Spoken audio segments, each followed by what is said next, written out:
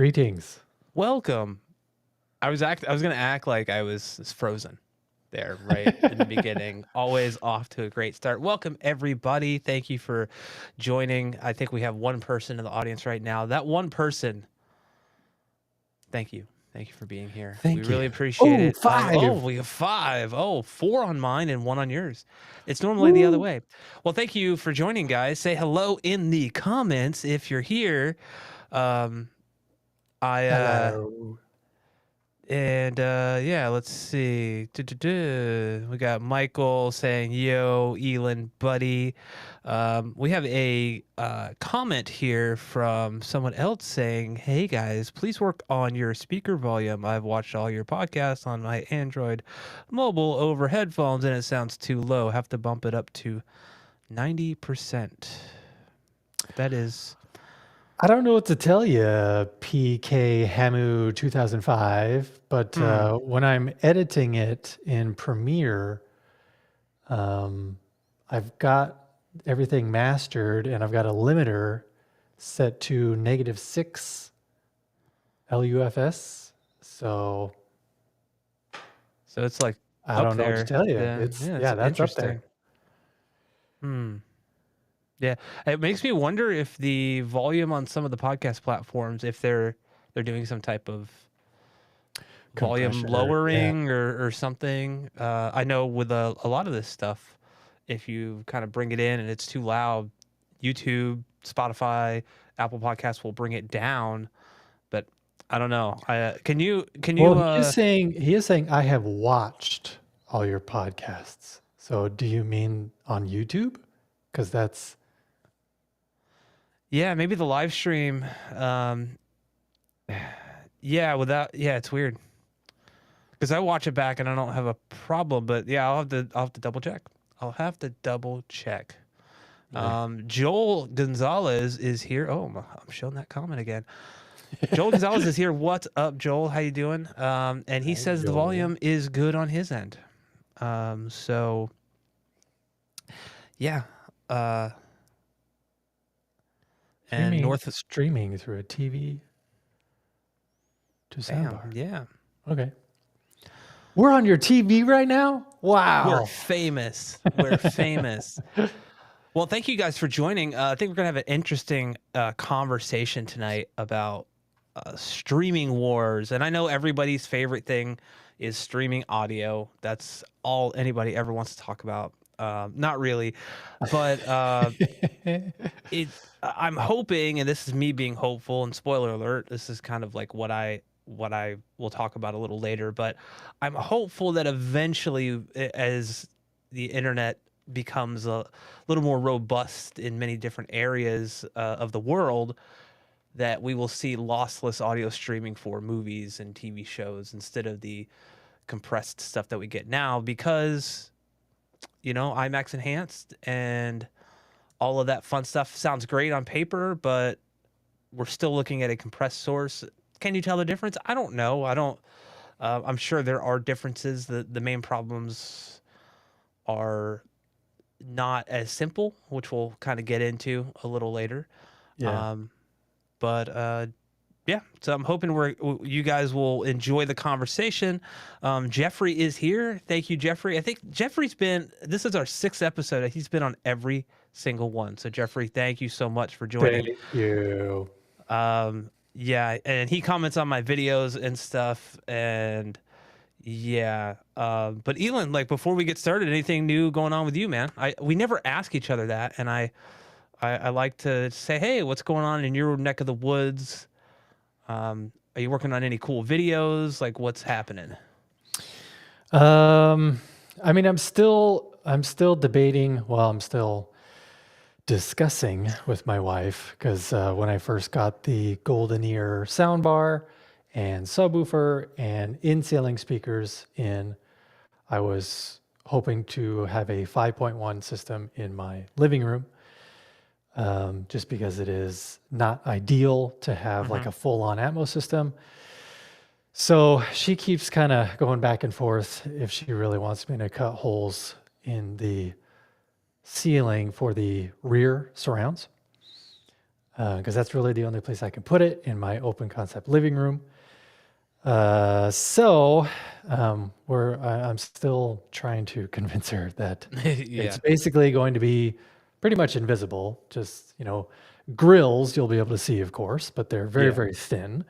So, I mean, honestly, unless you're looking up, you're probably not even going to notice it if you're just somebody walking in the house. Yeah.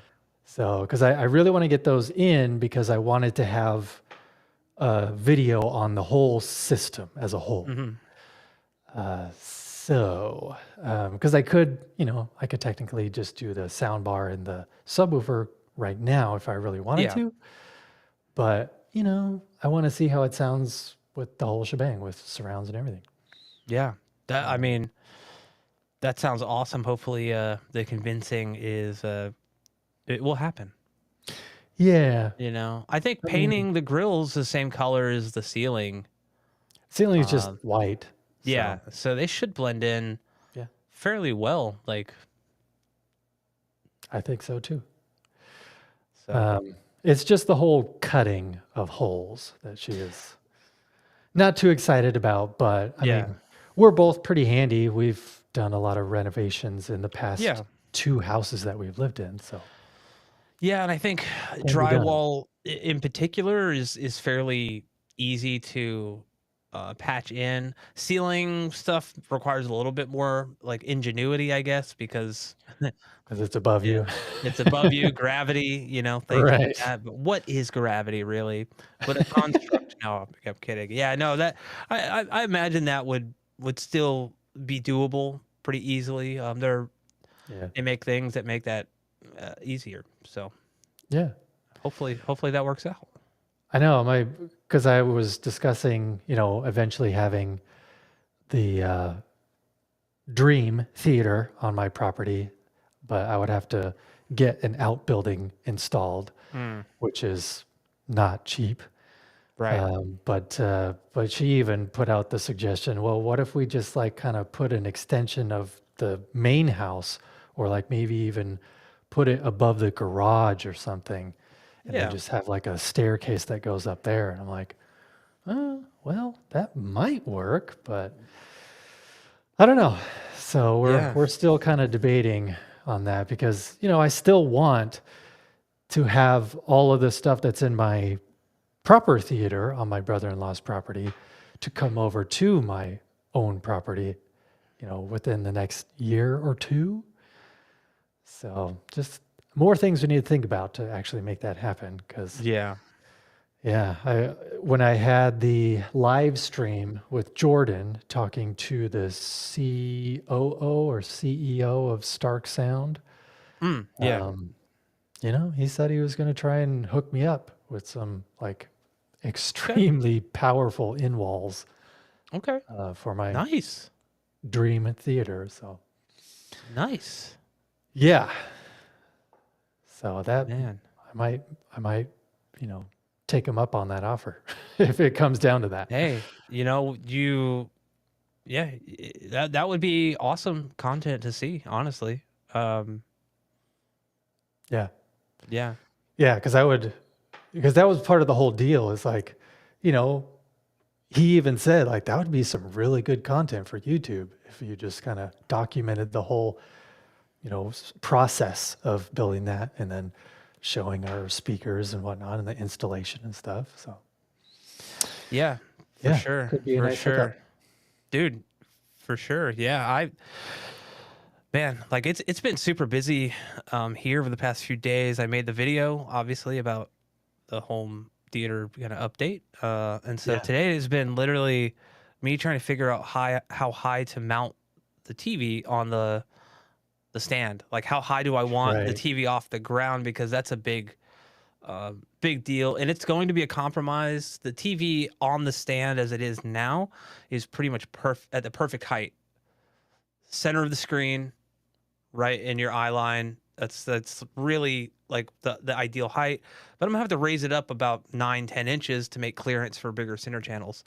So it's a compromise, but I think it will be worth it in the end. And honestly, like reclining in the Valencia theater seats, being able to use the headrest is not going to be an issue, and the improvement in sound quality by going like bringing that center channel out will be very, very, very fun, very nice. Once you get the TV mounted on that stand, Mm-hmm. how easy is it to elevate it or lower it? No idea. Okay. I think it probably required taking the TV off Oh, of the stand. really? Yeah, because I mean, all the weight is on the TV stand. I'm not Oh, sure. yeah. I'll have to look. It might be a simple thing. It might not. But essentially, from the floor to the bottom of the TV, I think I want to probably be around 32 inches, which would put the middle of the screen, just add 19 inches to that, because it's like 38 inches, like high. So half of that obviously would be like the middle. Yeah, so it's not the most ideal, but I think it will be. I mean, I can't review any center channels right now, so Yeah. or before. So yeah, I'm excited about that. I have some potential or more tutorials coming on top of what I originally planned. Odyssey finally got back to me and is hopefully providing me with a multi QX license and one of their calibrated microphones to make videos with. So that's exciting. Yay. I'm stoked to check that out, actually. See how it kind of compares to Dirac and my manual calibration stuff. So that should be fun. And Do you happen to know the model number again of that calibration microphone? it's The off the top of my head. something? I have to look at my it's like a AC1MX, I think. It's That's about right. $80 on Amazon. I don't know if it's necessarily needed.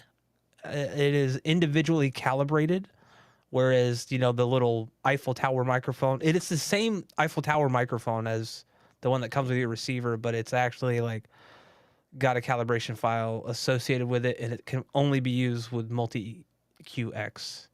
I keep wanting to say multi EQX, which is multi QX. It's just a weird. I'll have to get used to it. It's gonna be a lot of bloopers in that video of me saying the wrong thing. But yeah, I'm excited about that. And yeah, just general life. It's good. General life. Back to making videos with General Life. using the Pocket 3. Maybe at the end we can kind of gush about that a little bit. I don't want to get too off topic here. But yeah, it's dude, that thing is awesome. Yeah. How awesome is it? Let's see. Oh, Because here's my issue with the calibration microphone. it's very blurry on my end. Oh, it Like is? oh, there it goes. It just popped in. Maybe it just took a second. Oh, sweet. So yeah. Because that's the one that they're saying they're going to send to you. Yes. But that also looks almost identical to the one that just comes with a Denon or Marantz. Yes. So I wonder if that one's just got better internal components or something. I honestly think it might be the same mic. However, from the factory, like they just throw the mic in the box, right? They don't it's not like individually calibrated or anything. So it would be kind of like getting a UMic 1 without the calibration file. Like it would probably probably work, but will it like it's not going to be as accurate as having those offsets that is set. Basically they compare it against like a reference essentially. So yeah, I'm curious. I know let's see, Lynx One said that he bought one when I had a Marantz 7706. The mic is needed; it makes a difference. So I'm glad to hear that. I'm really interested to check that out. Okay. What's funny is I've had the 6300H since like May last year. I've never run Odyssey on it. Since I've gotten it, I do like the graphic EQ manual calibration. So this will be the first time, but I finally got multi QX to work on the PC, and yeah, just playing around with the virtual AVR has been pretty cool. trying to see like basically just seeing what you could do. And I know that like there are rabbit holes you can go down where you can like use REW in tandem with that to like feed it measurements and house curves and stuff. And I'm like, I think I'm just gonna start simple and then kind of like work my way down that rabbit hole eventually. Because sometimes it could just kind of get away from you, and you just want to sit down and enjoy your audio. But yeah, that's what's going on with me. And yeah, before we dive fully in, if you have a topical question or comment during what we're talking about here, we like to keep things structured here at Eyes and Ears. I don't know why I said that. No, we try to Sounded keep so it. professional, though. I know we try to keep it structured here. If I'm being completely transparent, corporate speak. No, but if you have a topical question of what we're talking about or a comment, then try to put a TQ in front with a colon. Colon's not as important as the TQ. Just easy for us to see that and show it while we're talking about stuff. And then if you have a general question, put a GQ like the magazine and ask away. We'll try to answer those at the end, or if there's like a lull in what we're talking about. But normally those are kind of answered at the end of the live stream / podcast. And then finally, I always like to mention this: super chats and super stickers. If you want to show your support for what we do, you can hit us with a super chat or super sticker. These are not required, highly recommended, but I'm kidding. I always like saying that. But no, they're not required at all. But like, it's just a way for you to show your support. We appreciate you guys. I swear. We are guys, so we guys appreciate you guys. Yeah. Yeah. So thank you. Thank you guys for joining us. And Elon, you kind of sent me a message, said, hey, what do you think about this topic this week? Why did you choose, like, what made you go this topic? And why do you think it's like interesting to talk about? I hate to put you on the spot like that. We didn't pre-screen any questions here, so. We did not. We are off the cuff, ladies and gentlemen. That's what we do. Well, first of all, hi, Craig. Hi, Craig. Another person who has joined us pretty much every week. So yeah, and Nick Russell is here too. He's been here for the past few at least. Yes. Anthem room correction all day, dude. If I had Arc Genesis, I would use it and I would be making videos about it. I don't know. Yeah. Maybe I already have a contact at Paradigm that can hook me up with some Anthem products eventually. So that would be cool. Definitely check it out. Dun dun dun. So anywho, so I chose this topic just because, I was kind of going through some of the stuff I'd already spoken about this year in 2024 on my own channel. And I just kind of touched on it lightly. I didn't really go into that much detail, but it's just interesting that, 2023 IMAX Enhanced, or DTS for that matter, DTS promised in January of 2023 when they were at CES, when I actually got to go to a meeting with Technodad. They said, sometime later this year, we are going to debut our own streaming audio codec on Disney Plus. It is exclusive to Disney Plus. They couldn't say which movie it was going to be, but it was most likely going to be a Marvel title. Yeah.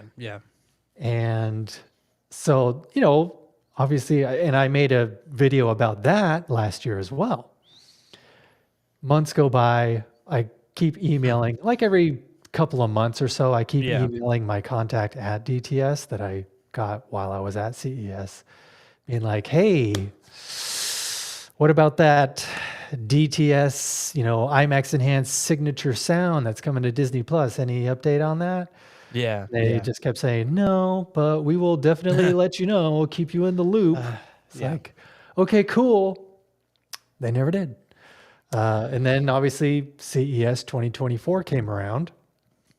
DTS was once again there, but this time at least they had. I mean, I wasn't there, but they at least had a working prototype that you could actually witness in person. You could hear it. I think they just queued up something on Disney Plus, like some like special Disney Plus app, Yeah. like beta version where they could actually use their own proprietary audio codec. Right. And people said it sounded great and maybe even just a little bit better than streaming Dolby Atmos, which, most of you probably know it goes along this stream of a Dolby digital audio codec. Dolby Digital Plus. Correct. Right. Dolby Digital Slightly Plus. higher bit rate than just Dolby Digital, but Yes. I don't know what the max bit rate is on that. Do you? I don't. I know Plus used to. I mean, for all intents and purposes, back when HD DVD was largely popular. Mm-hmm. Was it ever popular? I mean, Dolby Digital, right? It had its day. It had its day. I it's think Dolby 15 Digital minutes. Plus was 640 kilobytes, whereas DTS at that time was 1.5 megabytes. Yeah, so it's almost double, pretty much the over double. But yeah, I'm sorry, I didn't mean to interrupt. Yeah. No, that's good because yeah, I mean it's just because Dolby Atmos has dominated Atmos especially, or just immersive audio in general, ever since it became something you could do at home. Sure, DTSX was close behind, and you can find those two on anything nowadays. Yeah, IMAX Enhanced, not so much. Auro 3D, not so much. Not until you get to the kind of more expensive AVRs. right. But yeah, I'm hopeful that 2024 may be the year where things finally get shaken up in the streaming audio sector, and Dolby Atmos no longer has just this monopoly on everything. Yeah, Because I'm hopeful that if and when DTS finally rolls out their IMAX Enhanced Signature Sound on Disney Plus, and then if it gets enough traction and people prefer it, then I think, Netflix probably, because Netflix was actually one of the first adopters of Dolby Atmos content. yeah, And they'll probably be, knocking on Disney's door saying, how do we get a piece of that IMAX Enhanced? yeah, So I'm just really looking forward to the competition, because that's what makes everything more interesting. That's what makes people want to innovate more and faster.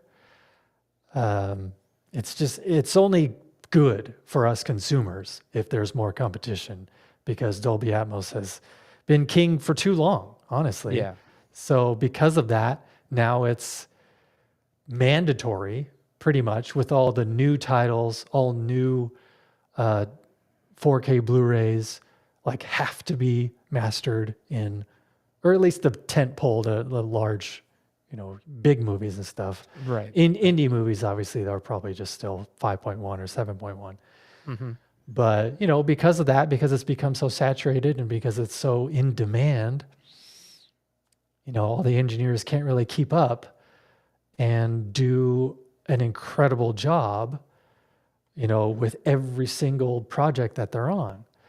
So hopefully this can, just kind of shake things up and Yeah. and make post-production facilities take on multiple clients and possibly learn how to do stuff other than Dolby Atmos. Maybe there's going to be some post-production facilities that specialize in IMAX Enhanced and DTSX and DTSX Pro and all that kind of stuff.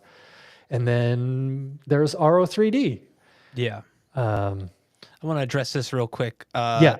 So David, or anyone who's just tuning in, what we are discussing is streaming audio and the kind of promises that have been made over the years by Disney, GTS, IMAX Enhanced, all that stuff, we're kind of at a standstill in terms of streaming audio. A lot of stuff was promised around the time, or kind of promoted around the time that Disney Plus kind of came out with their IMAX Enhanced program, right? Which honestly didn't really change anything but the aspect ratio. Let's be honest. The video quality did not improve whatsoever. It's the same exact video quality that you get.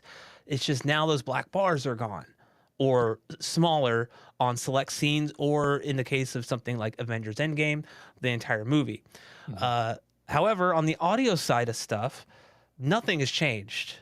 There's been no IMAX Enhanced stuff for streaming audio in particular. I know I think Oprah Winfrey, thank you, Oprah, for joining. You get a car, and I think, but they mentioned that if you have a Sony TV or PlayStation, they have the IMAX video and audio. And while that's true, absolutely, it is still, for all intents and purposes, or Bravia Core, for all intents and purposes, that DTS track is just a DTS track. There's nothing really special about it. There's no IMAX processing that's been applied to it.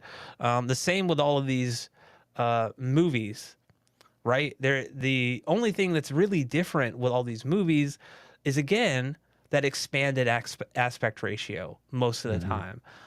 They haven't gone back, to my knowledge at least, and remastered these scenes or applied IMAX processing. And that was kind of my whole issue with the whole IMAX Enhanced format to begin with, which was, there really isn't, like, IMAX Enhanced, like IMAX, for those that don't know, will typically process most of their movies in-house in some type of way, be it on the audio side, on the video side.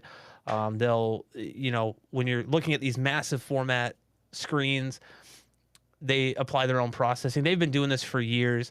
A lot of movies are shot with IMAX cameras now.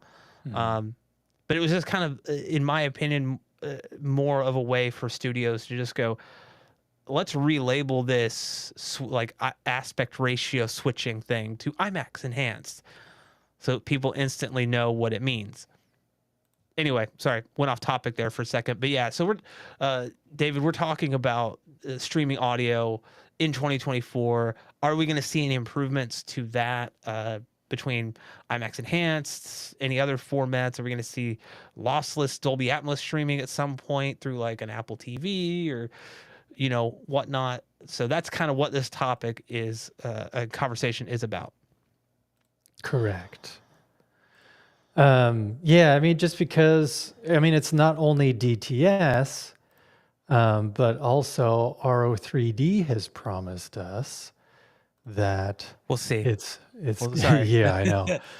Before you even bring up the share screen, we'll see. I know, because Auro 3D is, at least right now, it's still primarily just in Europe. That's where you can get native Auro 3D immersive audio mixes on 4K Blu-rays and stuff. But as you can see here, like let's see, Auro CX, we should go down to that, because Auro CX is going to be their version of a streaming audio codec, right?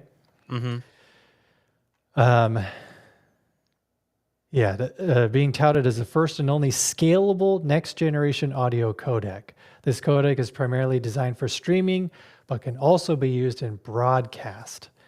So this not only is for, potentially for Netflix if they decide to adopt Auro CX at some point, but also just your general broadcasts of, sports games and I don't know, the news. What else do you watch on broadcast television besides sports and the news? I imagine news, they just have eventually a voice of God thing coming down. Where it's just like breaking news. It's like, oh, what? That would be pretty funny. Pretty funny. But yeah, as far as specs are concerned, Auro CX enables scalable quality from lossless to transparent to lossy. So it has all of those things in a single stream. So that way, that's why they say it's scalable. So just depending on if you're just listening out of TV speakers, or if you're listening out of an AVR that doesn't support Auro 3D, or if you're listening out of an AVR that does support Auro 3D, it's just one single stream that can carry Right. all of these signals. So then you're going to get the best quality that you can possibly get, depending on which component you have. Correct. Yeah. And Correct. ROCX has scalable sample rates that allow a single bit stream to carry 48, 96, and 192 kilohertz, giving the decoder the option to extract only what it needs from a single encode, depending on its capabilities. Because kind of the whole thing with this new lease on life that Auro has is because they went bankrupt. I think it was 2022. But then Yeah. some other like investment company snatched him up like just a couple months later after they went bankrupt. And then they've just been developing this ROCX and RO Scene and, new RO 3D apparently. And because Interesting. Yeah. they're now known as new Auro BV. I, So they're just like basically a new company. yeah. But will people care? I think that's the real thing. Like, you know what I mean? Yeah. Like, Oro is such a niche thing even now, and I don't see many people talking about it outside of their upmixing, which I'm like, Mhm. that's great, but I'm not going to revamp my whole system.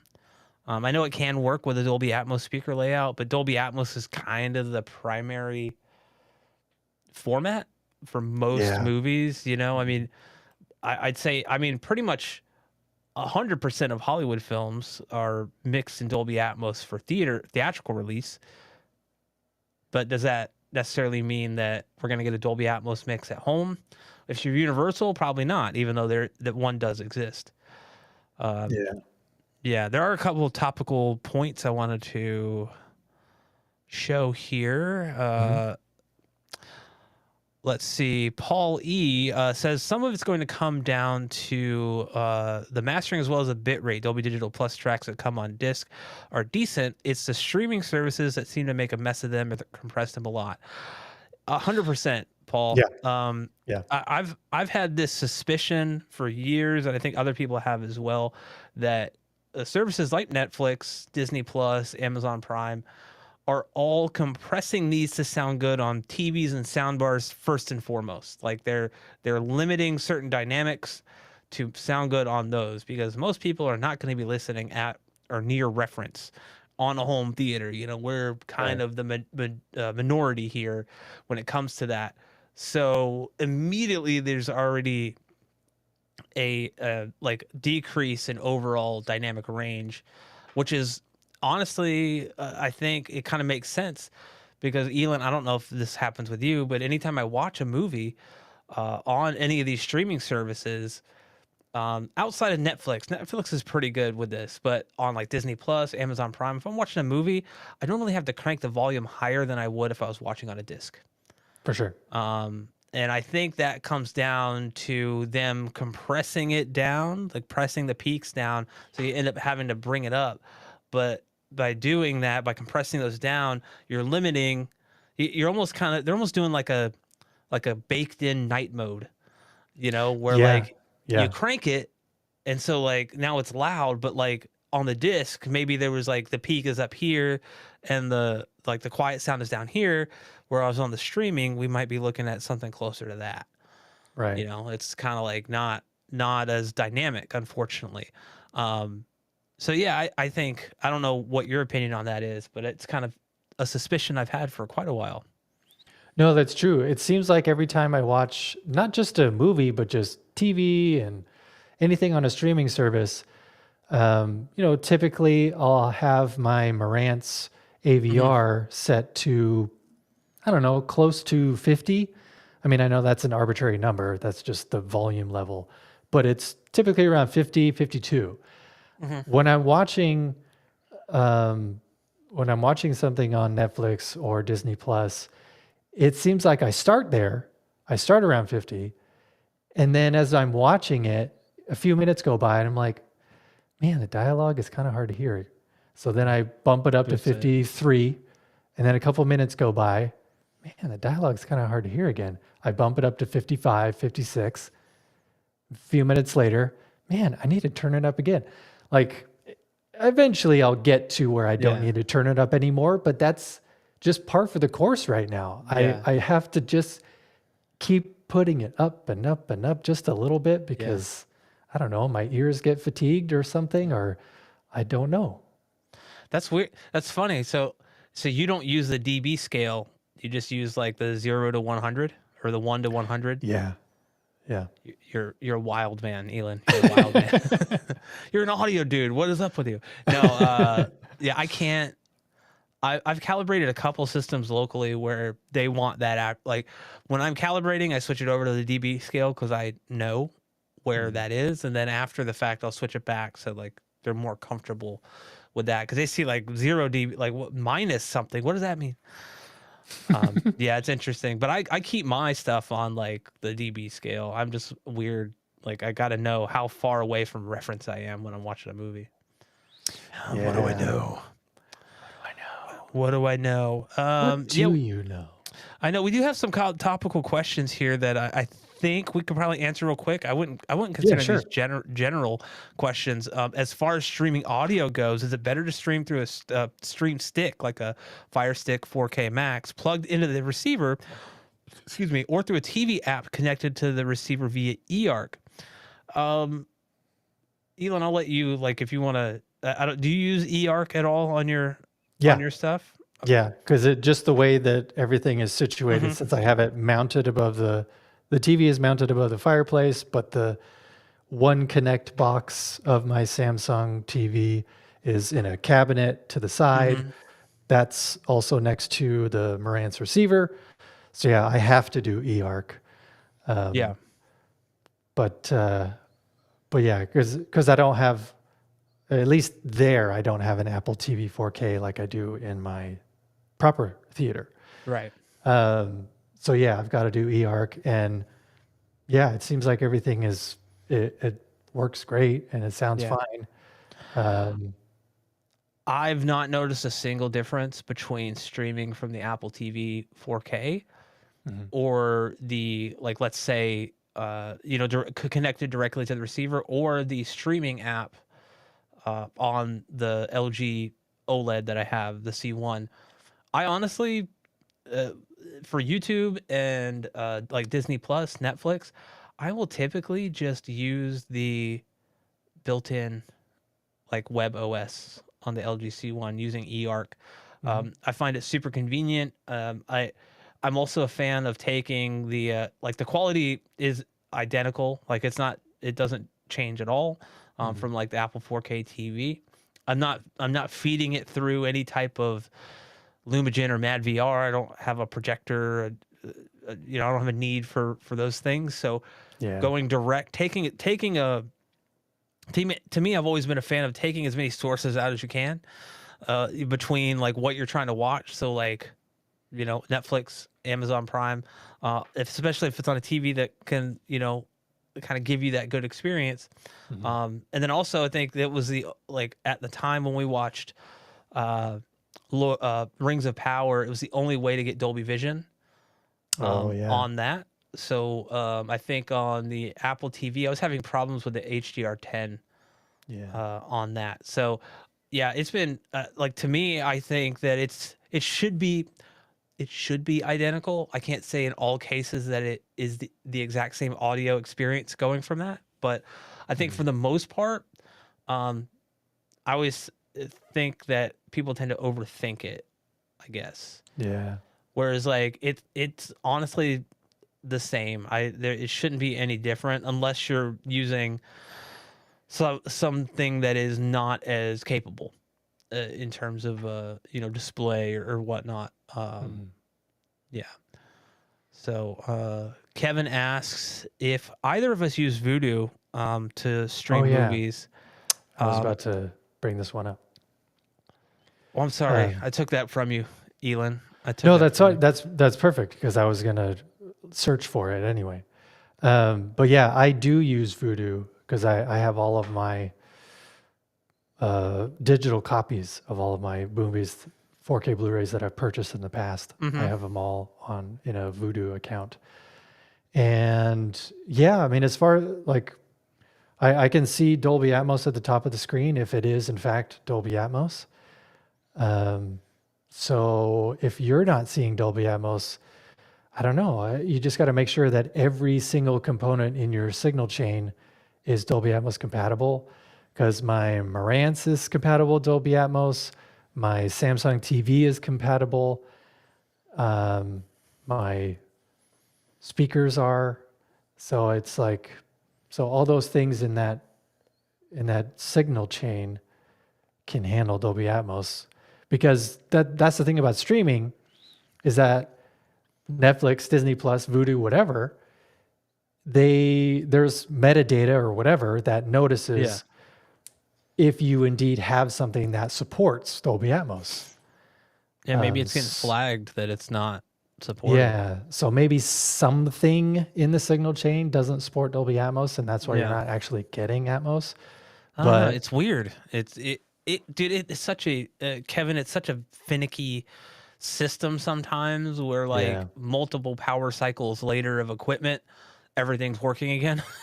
I've had that right, where it's like my wife and I will start a movie. I'm like, wait a minute, no, something's wrong. Like I'm not getting Dolby Atmos, or I'm not getting HDR or something.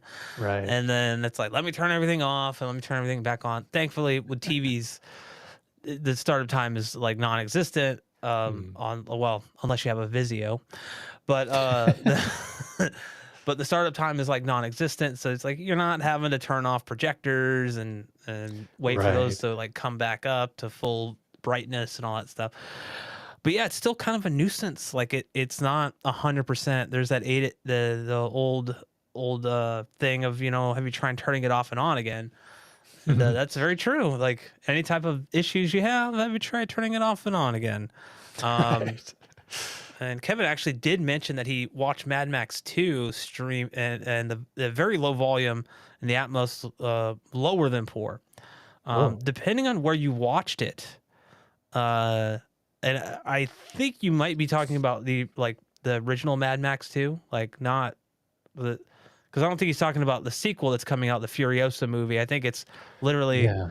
Mad Max Like, 2, which thankfully you weren't watching Beyond Thunderdome because nobody needs to see Tina Turner. But anyway, I've watched all the movies, by the way. No, I think I've had an issue with it's called Max now, but HBO Max for years. Their audio quality is just absolute garbage on all of yeah. every device I played it through, especially on older movies.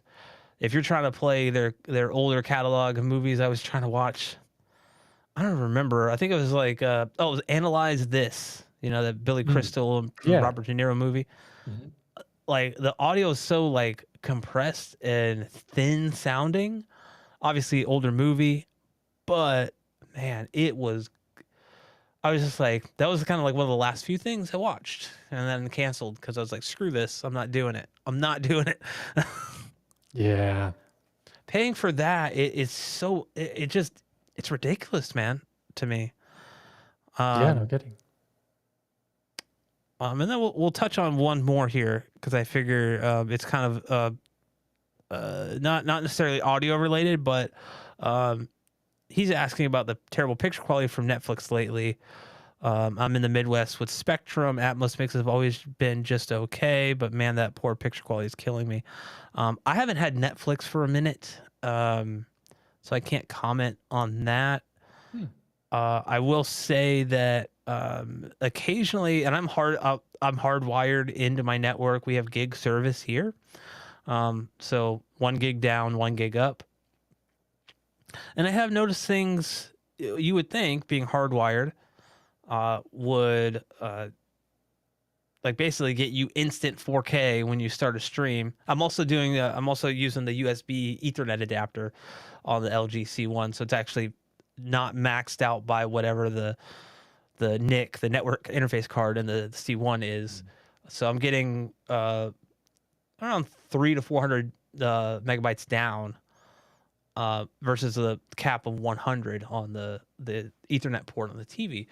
So you'd think that it would instantly just bam go, but it hasn't been the case on like Disney Plus. It normally takes about 20 to 30 seconds for it to kick up to full quality. Yeah. So it starts like compressed, and then it will finally kind of reach its pinnacle there, or its max resolution. And I think that Kez, what you might actually be experiencing, depending on your internet speed, obviously, is a server load reducing the overall resolution that it's being streamed at. I've noticed that with Netflix. You could have my wife and I, the last time we had Netflix, we watched Fall of the House of Usher. And I would notice that like there were times where like the video quality would just dip. Like it would just, we're watching a scene and then all of a sudden it was like, whoa, 480p. Yeah, like It was all pixelated and stuff. yeah. Yeah. And it takes you out of the experience. It's like I'm paying, I mean, Netflix now is like $24, $25, right? To stream in 4K. And I'm like, I'm paying for this, and this is the experience I'm getting. And I know the internet can be kind of volatile and kind of wishy-washy in terms of, even with like fiber, which is what we have.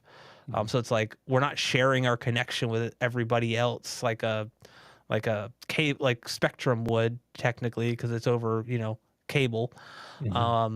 So we're not limited by, what the people on our block are doing. We pretty much get gig service 100% of the time.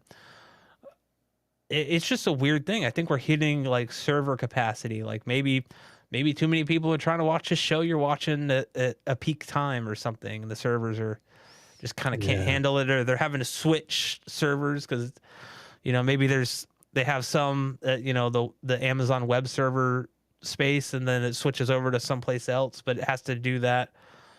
Maybe those other servers are in 4 states over. Who knows? Yeah. You don't know. You never know. Do you currently have the Netflix? servers? I do. And Yeah, in fact, have you noticed anything? We actually just, we're late to the party, but we watched Fall of the House of Usher just last month. I'm sorry. It's an awful show. Dreadful show.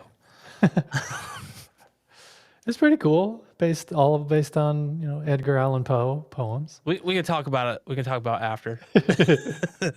Yeah, but I mean like you were saying, there were dips where all of a sudden it just became pixelated. And we're like, what the hell's this? Yeah, But then it would buffer and then come back and it looked great.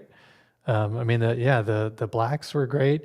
There's a lot of usage of just really dark scenes, but then lightning will flash or something will flash to where the whole entire scene is just lit up. And, I thought that was pretty cool. Like, I guess speaking about cinematography or something, but yeah, that show did have amazing cinema. I really love the cinematography. Yeah. And the jump scares. Because there are plenty. Yeah, there's a lot of that. So yeah, I didn't notice anything all that out of the ordinary other than what I normally experience. Yeah. So I'm just kind of used to the picture quality going out every once in a while and then rebuffering.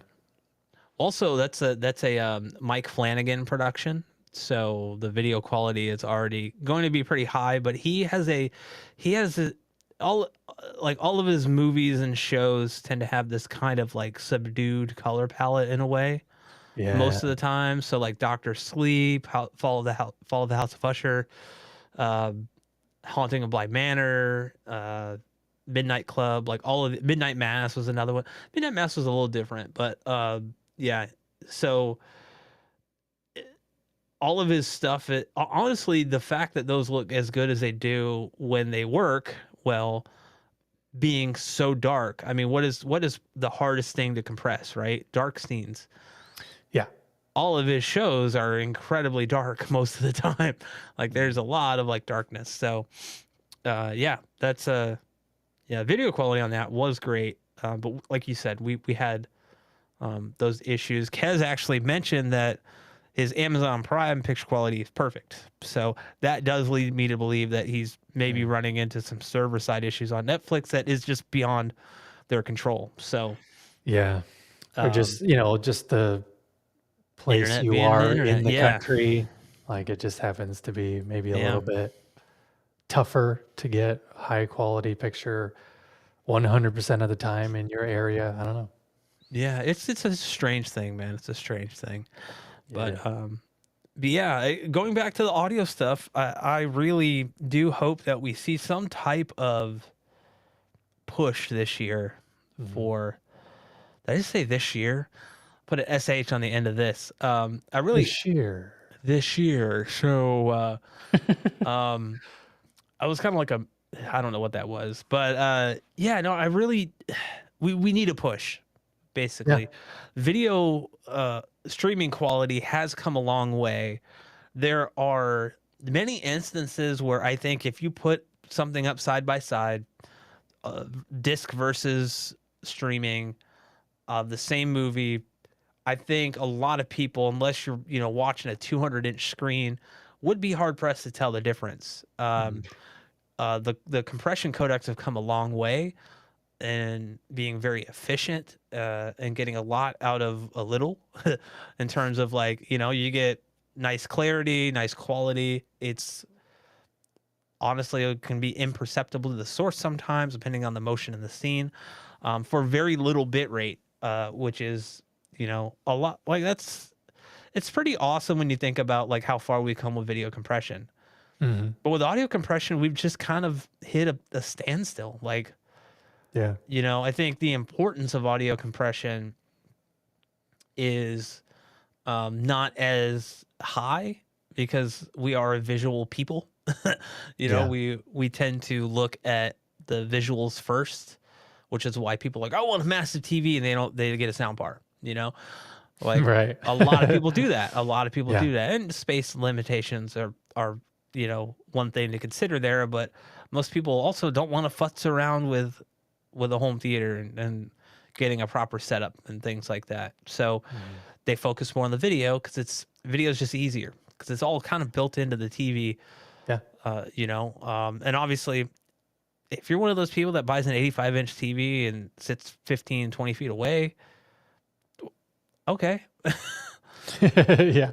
have fun. But it's like, okay, cool. Like you're definitely not going to be able to tell the difference between like Blu-ray and 4K or like 1080p and 4K. You will be able to see HDR from that distance, but in terms of Mhm. resolution, our eyes can only resolve so much. But with audio, yeah, we're still stuck in that kind of lossy, compressed state for movies and streaming. And I think people, there was a comment that I saw, which is definitely valid. I'm not saying it's invalid whatsoever.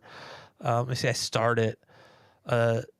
Yeah, it says 99.9% of people streaming won't hear a difference, and that's why it won't catch on. And I think he's talking about just like IMAX Enhanced and stuff like that. For sure. Yeah.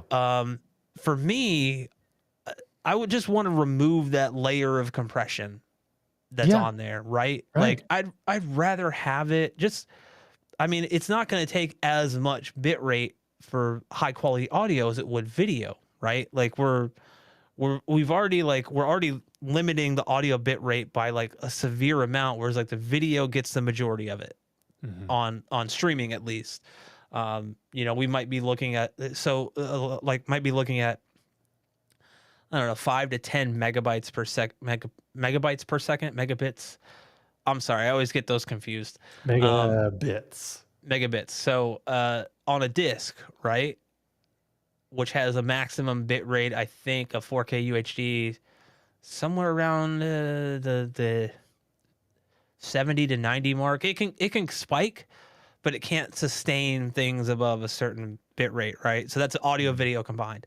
Yeah. And I used to know this off the top of my head, and I don't know. I've like not not I can't remember it off the top of my head, but if we look at audio, like in streaming, like a lot of people, I mean, we're kind of getting at a point now with internet and stuff.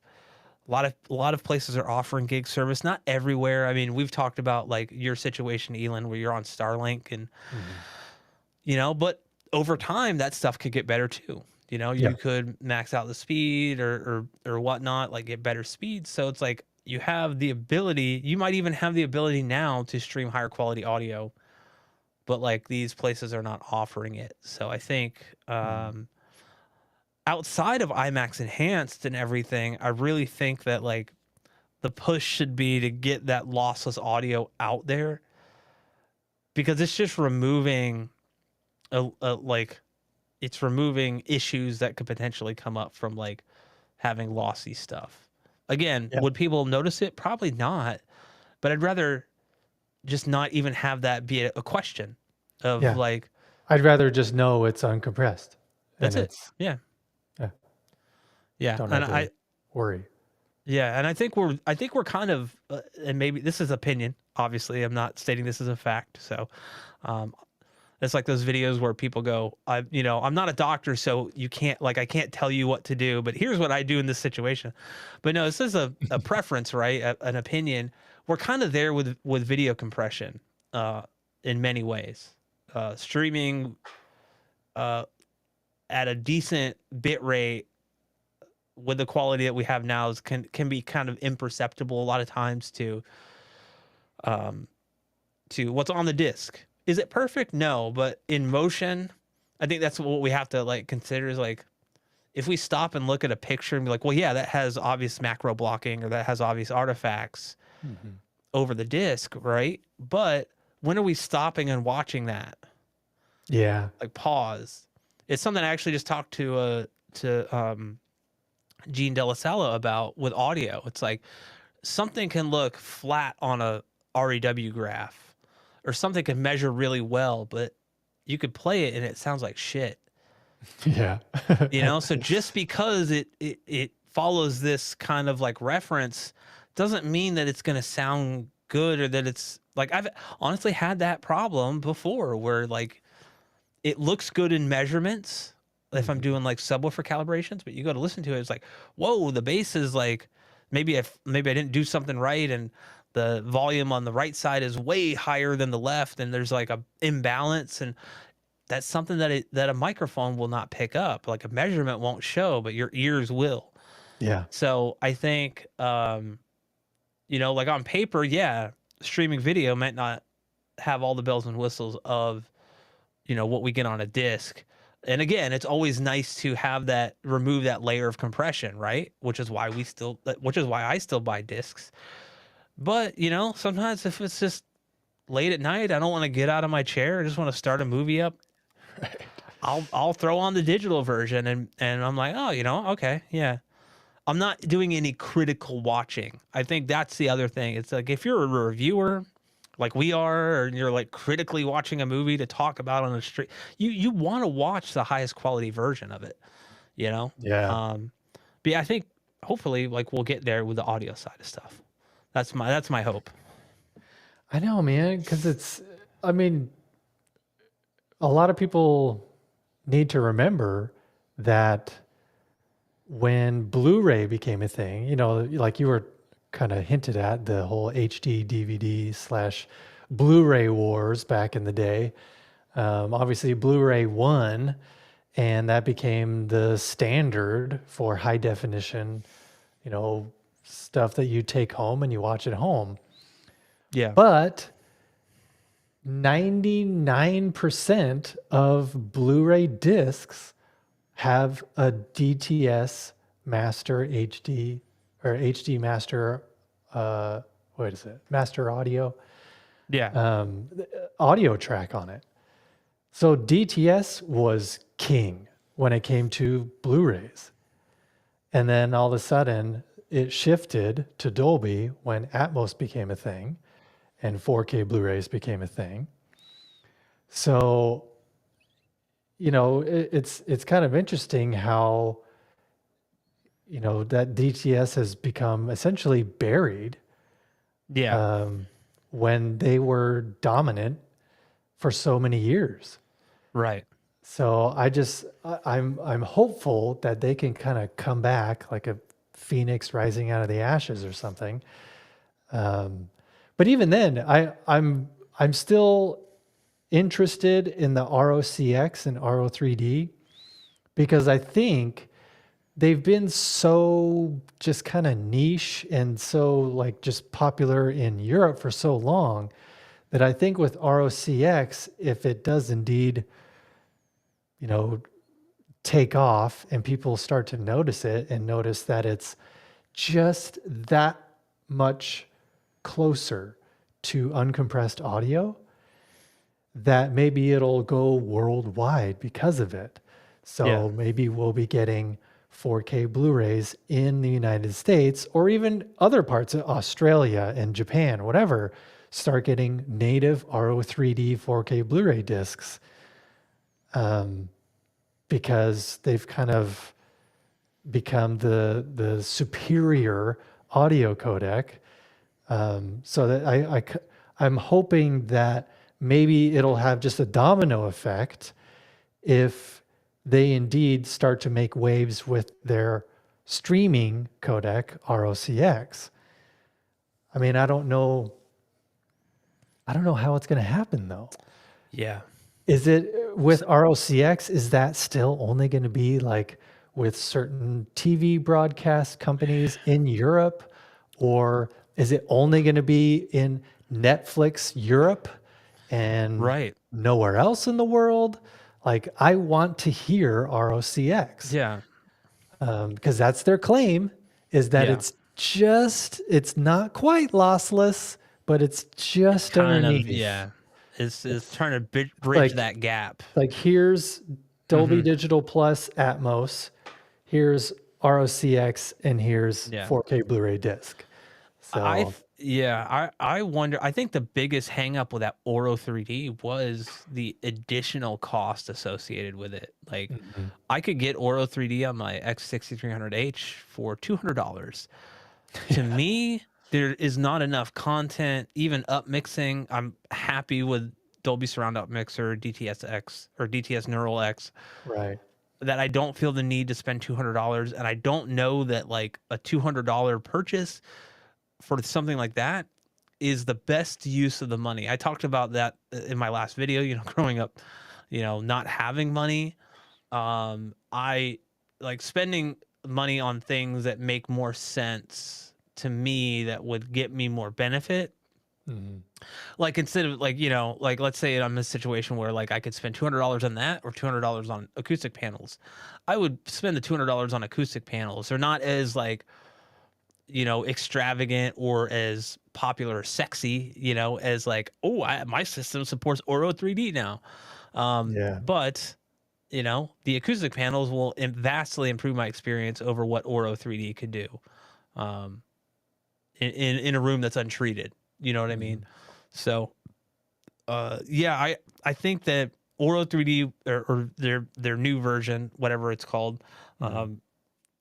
it will need to be more accessible and not locked behind a paywall. Essentially, that's Yeah. the problem that I think people had with it. We're not talking about a uh like a Dirac upgrade or Odyssey multi QX upgrade or something like that you have a tangible reason to do it, where it's like, this is going to get me better room correction, or I'm going to have access to more features that I really, as an enthusiast, want. Mhm. It's like, why would I pay $200 for basically I'm paying $200 for a glorified up mixer at this point, because there's just very, very little content out there for it. So they would need like a better adoption rate. And I think doing that would mean, or trying to achieve that would mean, that they would have to get rid of that license fee that I don't think most people would pay for.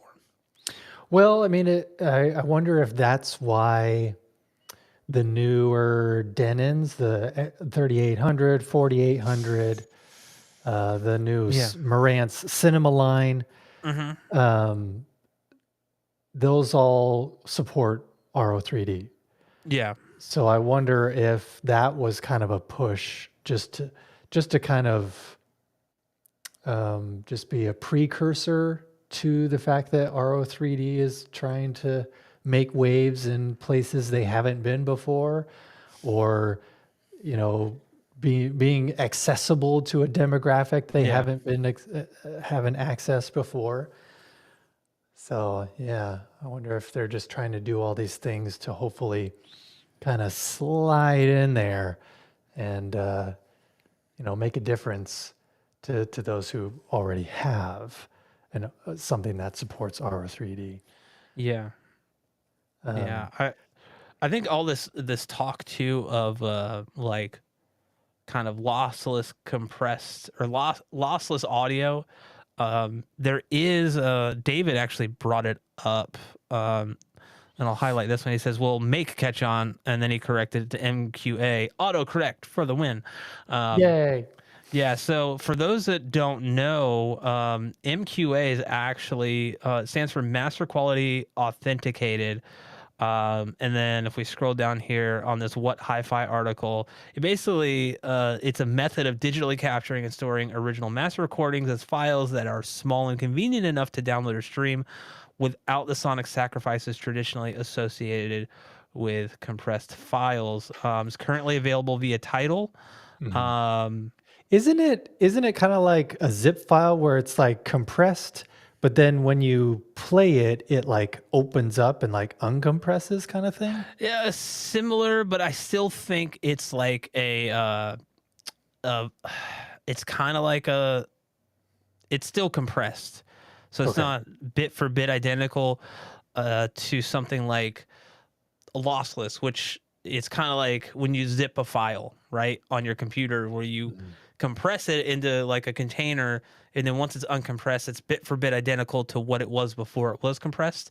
Yeah. This, I think, still it does change the file itself. Um, Oh, okay. yeah, like so it's not the same as if you were to like look at the uncompressed file and then this file. If you break it down to ones and zeros and bits or whatever, Mhm. then it's gonna not be the same. Whereas like with lossless, the whole point of that is those are identical once lossless has been unzipped, essentially Right. decompressed. Um, I know that MQA is predominantly right now in the hi-fi space, so I wonder if it would catch on. Like hi-fi is a very niche market in an already niche market, so like some people are into hi-fi completely and they don't care about home theater. Other people are into home theater and they kind of, dive into hi-fi, or they may have started in hi-fi and gone to home theater, but they still, like to listen to their music, on their hi-fi setup, or they may have a separate setup. There are uncompressed or lossless streaming services like I don't remember what it's called. It starts with a Q. Qbuzz. Cobuzz. Cobuzz. Yeah. I heard that a lot when I went to Florida Audio Expo. A lot of the places were using Cobuzz Mhm. to stream their music, and I mean it's high res, it's which is great. When you're listening to $17,000 speakers and you go, okay, yeah, I can hear that. Honestly, I probably couldn't tell you the difference. My hearing's shot anyway from playing drums for way too many years, but no, like I again, it's just removing that extra layer of stuff, knowing that you're getting the highest quality, and I think that's really at the end of the day, whether we can tell the difference or not, we have to take these companies' word for it, right? Like Yeah. Dolby's like, we've done tests, and people can't tell the difference between Dolby Digital Plus and True HD, and it's like, but now like, okay, obviously you work for Dolby, you're trying to sell a product at the end of the day. Yeah.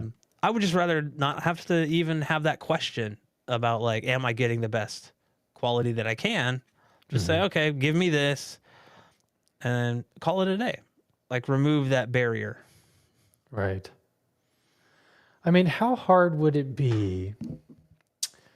Whoa. Oh, How is there hard would it wasp? be to like, would there would there be a possibility because obviously it's the streaming part. It's getting from point A to point B, ones and zeros in this, either a tiny little cable or something, or literally going through the air from one point to the other. So obviously it's got to be this very tiny package that's traveling either through the air or through a cable to get from the server to the source. But how difficult would it be for engineers to create some sort of technology that would, the server is here, it basically does a zip and a zip compression as it's traveling from the server Right. to the source. Once it hits the source, then it just unzips live, right? Yeah. Like could that be a possibility where it's zipping and unzipping live as opposed to, obviously that's probably available already for something you download because it's downloaded and it's, this tangible file that is completely there, as opposed to, information having to travel, in real time when you're actually Right. like streaming something on Netflix Right. or Disney Plus, whatever. So that's what I think should happen.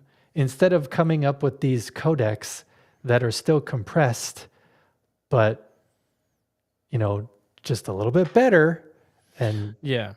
instead of going that route, they should just come up with some sort of technology that zips it and unzips it.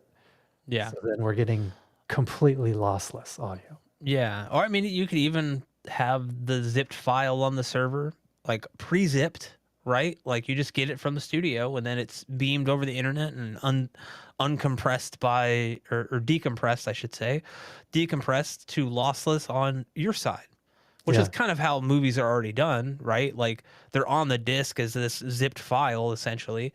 And then your receiver sees that and so let me decode that. Let me decompress it. Right. This is Dolby Atmos. It has all that info in there, but now it's just like taking it out of that container and like basically mapping it to your system. That's what it's doing. So yeah, I think that we will eventually get there, and I think as technology like kind of further it like kind of comes further along. I mean, we're already at a place now where like we can. It's so funny to me. I mean, think about this. Like, I play a lot of games, and so like the download of a game will be like a certain amount, but then the install will be bigger because it's decompressing things within that. Games in general, there is decompression that happens in real time when you're playing a game. A lot of people don't realize that, not Right. just on the audio side, but like on textures and everything. Until it needs to be called up by the game and put into the scene, it's on like it's in there somewhere compressed. Like it's taking up less space, and then it needs to be decompressed, put into your video card's memory, and displayed on the screen. That's a very crude explanation of what it's doing, but Right. that's essentially like in a nutshell kind of how games are done. It can be very complicated, and I'm also being very careful not to put my thumb on my thing because every stream. Yeah. But I think we'll get there eventually. I think it might take a while. It might take. Yeah. We're kind of there with 2-channel, where we could beam uncompressed or lossless 2-channel audio Yeah. over the internet. But to do that to multi-channel probably requires a little more engineering to figure out. Because I get it. Like lossless, uncompressed audio being beamed or going through a cable is obvious, at great distances is next to impossible currently. So I get that. Yeah, and Abraham actually brings up a really good point. We just need the Pied Piper compression software already. Which Yes, we do. all we need is a Gavin Belson type, Mhm. you know. God, I loved that show. Shout out to Silicon Valley. Silicon Valley and yeah. Oh, that's such a great Jin Yang. Could do a Yeah. whole episode on Silicon Valley and yeah. Favorite character in the whole show though? Nelson Big Head Spaghetti. Yeah, dude. He's just so like completely dumb throughout the whole. He's like just happens into all these like situations. He's like, oh yeah, like I moved the pool anyway. But turns out the person who designed it knew what they were doing, so I had the pool moved back to where it was. Sure. Yeah. But yeah, no, I mean, what's funny is that show though was rooted in reality in many ways, and Oh yeah. you know, they did all their research to. I mean, yeah, some of it was kind of like over the top, overdone, like uh, things that aren't kind of a reality yet.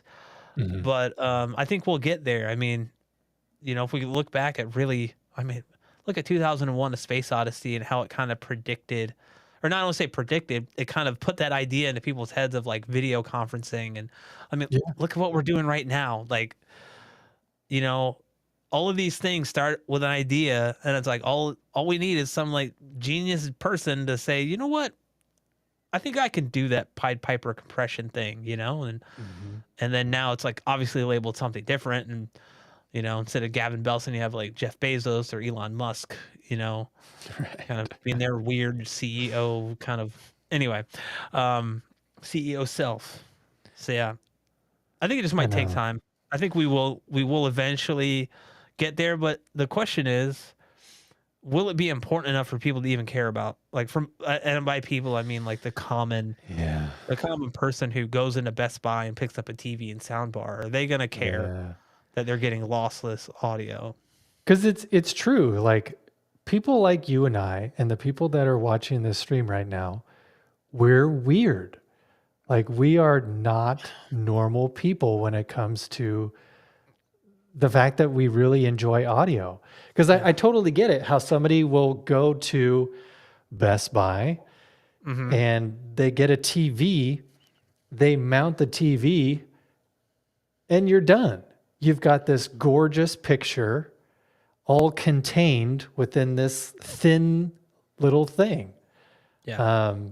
Whereas if you want to go whole hog with your home theater, you know, you get the TV, you mount it or you know, put it on your entertainment stand, but then you got to worry about speaker wire or worry about where you're going to put the sound bar and the Yeah. Yeah. surrounds and the subwoofer.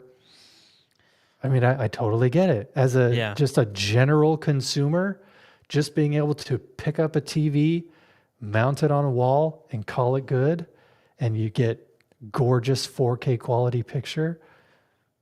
I mean, it makes sense, and it makes sense why all these streaming services favor video. Yeah. So Yeah. And we're Kevin, weird. we are weird, definitely. Kevin brings up a good point that I was actually just thinking about as we were talking. He says, I highly doubt the studios streaming providers will do anything more than we get now because there's only a few hundred of us that have good HT rigs. Bummer. I Um, know. I would hope it'd be more in the thousands at least, but you know, who knows? Who knows? I mean, how many people are in the world across the United States and just everywhere else? Um, but it was something I was thinking about, discussing with a friend of mine like a while ago. You know, back when I got into home theater in the late 90s, early 2000s, there was like a general excitement from people around you, even that weren't into the space, that you put a kick-ass home theater together and you had like friends come over and they were like, holy shit, Mhm. like they were just floored by this experience that like they saw the speakers, they saw the subwoofers, they saw the 19-inch TV. I'm just kidding. Like, you know, you had a big TV, but there was an excitement around it that I think I I haven't, like, admittedly don't have many people over the house these days, but when people do come over, they're like, that's really cool. Like Yeah. that's the general level of excitement I get from people. Whereas like, you know, I think as this like, you know, not to get too deep philosophical here, but as like kind of as a society we've shifted into other things. A lot of people we've talked about watch movies on their phones, on their iPads. Yeah. Their home theater is more accessible than it's ever been. But that, also is saying that, like, technically a sound bar is a home theater, or can get you into home theater. I wouldn't like I will never call a sound bar with a true multi-channel experience. They can fake it to a point, but it's just What? not. Yeah, yeah. Newsflash. Um, but there is. I think that's why. Kind of going off of what this person says. I demo my system, and my friends and family love it, but they won't buy anything. For that 10 minutes, they are blown away, and I Yeah. think like it's gotten a little different because I have the dedicated theater room that I've kind of designed myself. I put it all together. I think walking into that room inside a like kind of nondescript hallway or house where you're like, I don't know what the hell I'm walking into. Hmm. It's like that's kind of awe inspiring in a way, because you walk in, and for me at least, you walk in, the sound deadens. It's tight, like it's Hmm. it's acoustically treated. It looks like a little mini theater essentially. And but still, like, I think it's cool. But the family members I brought over, I mean, they are floored, like this person's family members. But for that 10 minutes or so that they're watching a demo, but Hmm. they're going to go home and listen on their Bose system and be happy with that. Where Right. I wouldn't. That's me. I wouldn't. So there's like an excitement that has like dwindled over the years that I don't maybe understand why necessarily, because it's more accessible now. But I guess people also don't really want to spend the time to set all that up. They just want to Yep. grab the TV, grab the sound bar, pay Best Buy to mount it, and do a calibration. Don't ever pay Best Buy to do any type of calibration. Um, and call it a day and enjoy their system, which Yeah. is their prerogative. But um, I mean, I don't know about you, like, Elon, how often you go and listen to other home theaters in your area. Um, I've had No, the I don't. I mean, I've had the opportunity to tour some pretty cool home theaters. Some completely like out there, like that $1 million Star Wars home theater that I'm like, that's cool. I would never have this for me. That's you know my preference. But uh, at the end of the day, I kind of walk away from some of that stuff. I'm like, did I hear $1 million in this? Yeah. And for someone like me who's struggled their kind of whole life to like up into a point, it's like, no, like I wouldn't spend that amount of money. Like I can't justify spending 30 grand on a pair of speakers, or a single speaker for that matter, or like a Hmm. Trinov, like $32,000 Trinov just seems like insane to me. But Yeah. that's me. That's not that person. That person does their own thing, and I'm not criticizing that person. I want to make that clear. Like, whenever we talk about stuff like that, it's like, did I hear $1 million? Well, no, I don't think so. But I'm also not criticizing that person's choices. Like, I know that that wouldn't be the right choice for me, but I'm not going to tell them what to do. It's Yeah. kind of like, Yeah. They can do you whatever they know, want. Elon, I'm going to tell you what type of content you're going to make on your channel. I'm not going to do that. Like, it's your channel, bro. Like, you do you. Like you're going to enjoy what you're going to enjoy. If you ask my opinion on something, I'll give it, but I'm not also just not going to tell you like, hey, yeah, I really don't care about this. I'm be like, hey, good job, man. Like, Yeah. but yeah, Good for we have you. good for you, good for you. And how was it? Um, uh, that classic thing. Yeah, I think that kind of getting off the top realm of the conversation here with what we're talking about, but it's all relative, right, to home theater and what we do, and Yes. to kind of get good audio, you have to have a decent system. And I think going back to these kind of streaming services offering better audio quality, I wonder if the incentive is there for them to invest more money. Yeah. You know, like that's the real crux of the issue, right? I mean, there are definitely a lot more people interested in home theater in general because of COVID and how people just don't really want to go to the theater Yeah. anymore. But at the same time, yeah, it's still just your average consumer who doesn't really hear the difference or care. So Yeah. yeah, they just want an easy fix. And that's totally fine because a lot of people just don't, yeah, they honestly just don't care. Yeah. Oh, I got to highlight this comment. My friends laughed when I spent ages running speaker cables all through the walls. They were just like, just use Bluetooth or heard of Sonos. Those friends are dead now. Yeah, Or at least dead to Paul. dead to Paul. Yeah. And my mother-in-law is not allowed over in the house. No, no, it's just so funny. No, that's a total like lack of understanding of what goes into this stuff, and it's okay to a point, but like when you're trying to explain to them and they just kind of like get that kind of like, what? Like I got to go watch TikTok or something. You know, it's like, Yeah, exactly. Because that's the direction we're heading, where everybody just wants a quick and easy fix yeah, for their they want instant entertainment gratification. purposes. Mhm. Instant gratification. And there's not a lot of instant gratification in this hobby. There's a lot of trial and error and a lot of setup and blood, sweat, and tears go into this. But like any type of thing you're passionate about, I think is worth putting that effort in. Yeah. And if you're not passionate about it, then don't do it.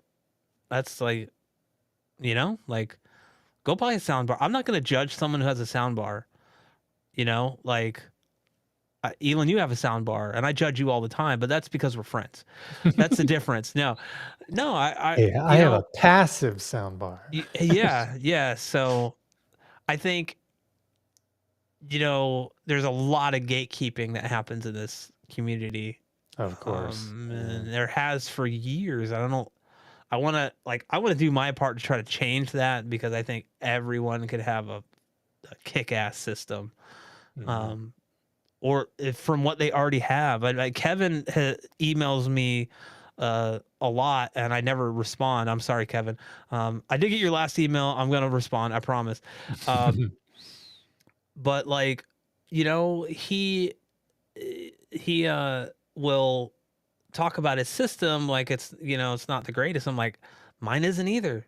Like, you know, to me, it doesn't matter if your system isn't the greatest. Like, what are you doing to make it the best that it can be? Yeah, exactly. That's what's fun about it to me. It's like you can take a $200 speaker and make it sound better. Okay, let's try it. Let's do it. Let's see what we can do. You know, it's like get the most out of what you have. Don't apologize for what you have. You know, like enjoy what you have because, you know, not to get morbid. I talked to Michael about this, Youth Man, and I was like, we can't take any of this stuff with us when we die. You know, so enjoy it while you have it. You know, so yeah.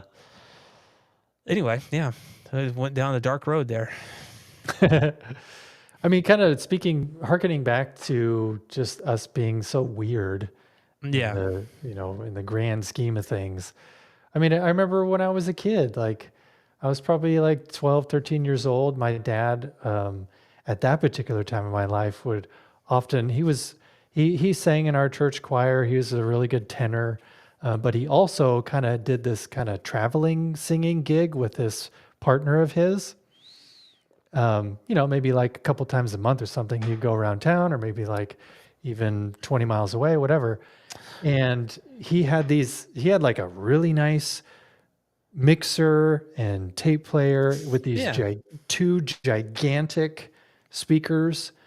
And just out of curiosity, I was like, man, that'd be really cool if I hooked this up to the TV. because I've just always had that, just this desire to make things look and sound the best they can. Yeah. And I remember specifically it was um, when Fantasia 2000 came out. So that was probably around the year 2000, right? So yeah, Yeah. maybe it Yeah. I was think so. Yeah. maybe it was more I was like 17 or 18. But yeah, I remember watching Fantasia 2000, having, and I just kind of figured it out. I didn't know what to do, but I just wanted it so bad that I just kind of messed around with stuff and figured it out and hooked up those gigantic speakers to the TV. And man, it sounded so much better. And I even brought my mom and dad in, and I was like, man, look at this. Watch this now, having it hooked up to these speakers. And they were just totally blown away. But like, it didn't last very long because my dad just didn't really care as much as I Yeah. did. Yeah. And later down the road, I even had this Iowa, stereo system. I had a 3-disc CD changer and Oh two man. two tape decks. But it also had, because it had the speakers that came with it, but it also had these like 2 satellite speakers that you could put behind you too. And it was still stereo. It wasn't like actual surround sound. It didn't have like a Dolby decoder or anything. Yeah. But even then, like I still hooked up when I had that in my bedroom. I hooked up like a little 13-inch TV. I hooked that up to the Iowa stereo system, and I remember watching the special edition of Star Wars on DVD. And for the first time ever in my own little bedroom, I could hear when the X-Wing flew into the frame. I heard it behind me first to the left, and then shoo, and then it flew into frame, and then went around the planet or whatever. And I was like, that kind of stuff, it just made me so happy, and it made me giggle. And I was Yeah. like, Yeah.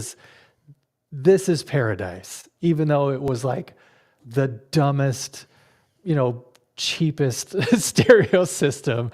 Just the fact that I had like pseudo surround sound, I was just on cloud 9. Yeah. So like, yeah, it's always been a part of me. Did you hear Greedo or Han shoot first? Han, of course. Of course. My wife and I are actually I've watched it. My wife and I are watching the Light and Magic documentary on Disney Plus. And she is just loving it. We're 3 episodes in, and she's like, "Whoa, that's how they did." Like, she had no idea some of these people invented these things and did this. And it's just like, she loves movies, but she's not as like the kind of, she didn't go to film school like I did. Like, she loves behind the scenes stuff, but it's like seeing this stuff, like how do you think of this stuff like back in the 70s, right? Nobody's done this before. Yeah. Yeah, it was funny you just mentioned that though, because I'm like, in the documentary, George Lucas is like talking about like how he wants to preserve this and preserve that. And so I'm like, why'd you mess with the movies then? Yep. Just because you could doesn't mean you shoulda. Yeah. Just leave it alone, George. Yeah.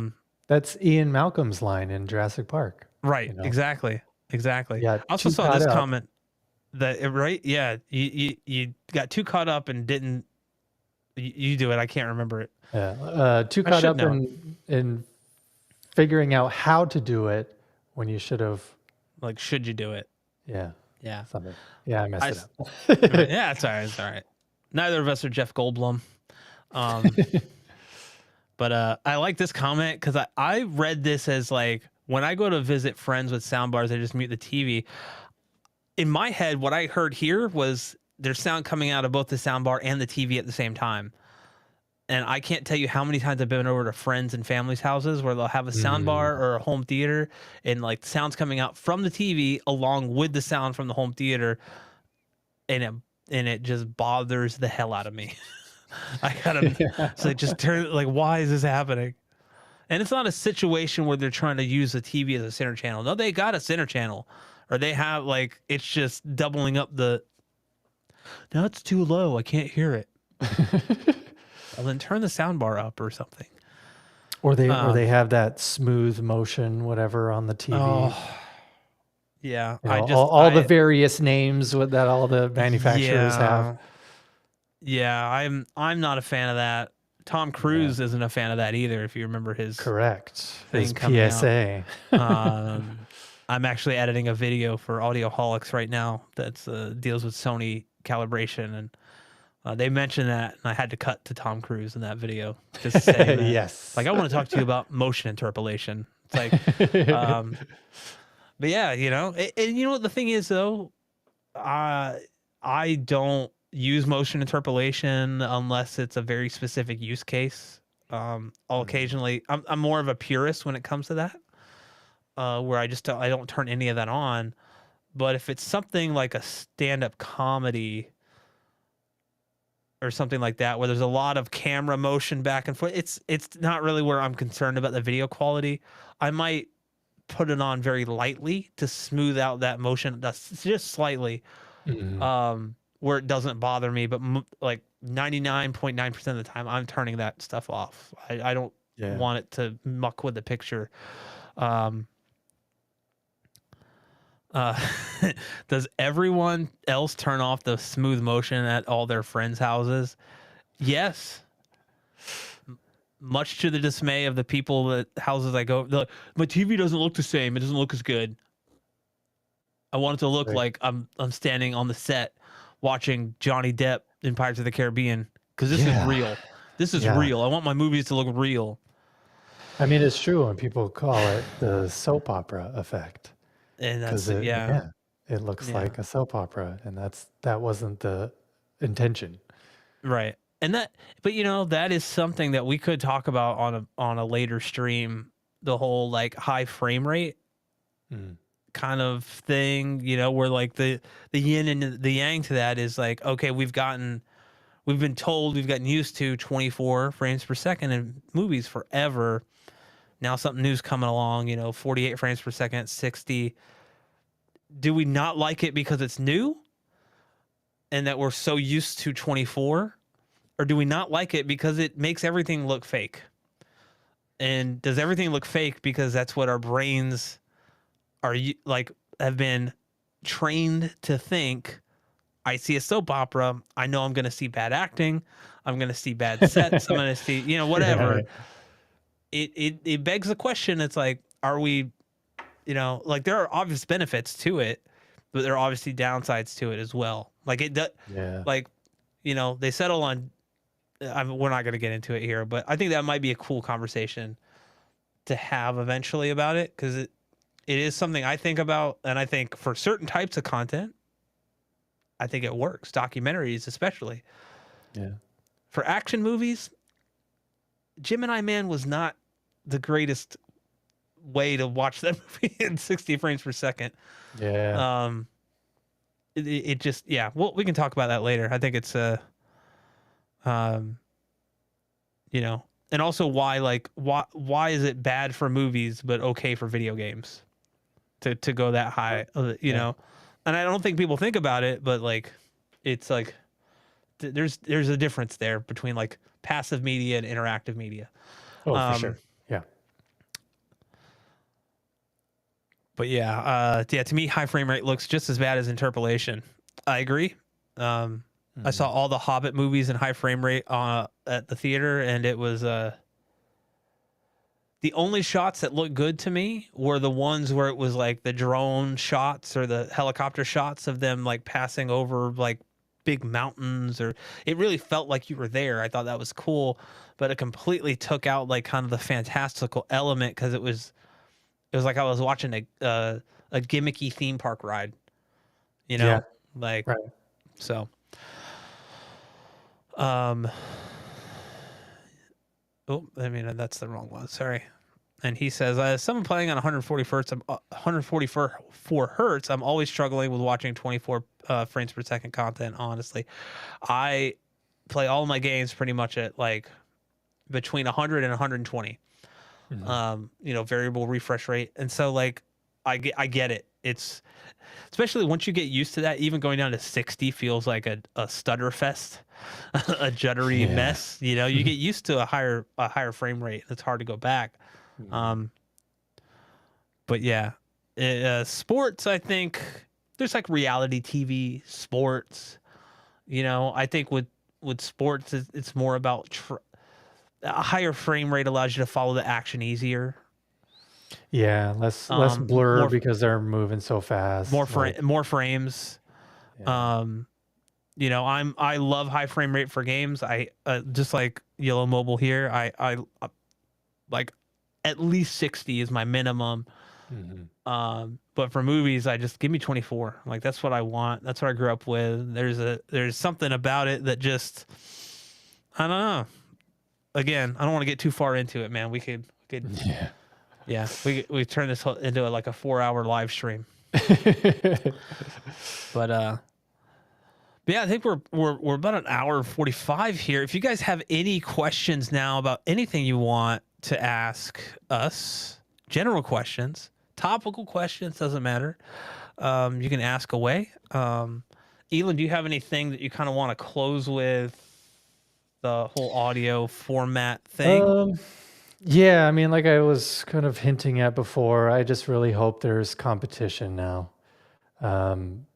Dolby has been king for so long that they don't have any incentive to really do that much innovation right now because they're like, yeah, Yeah. everybody wants us, everybody listens to us, we're the king, Or that we're the de facto that audio popular girl at high codec. school that everybody wants Yeah, to talk to. Yeah. exactly. So it's like, they need to be dethroned. That's Mhm. all I'm saying. Or at least have the competition breathing down their neck so bad that they got to pivot and do something to Yeah. keep that top spot.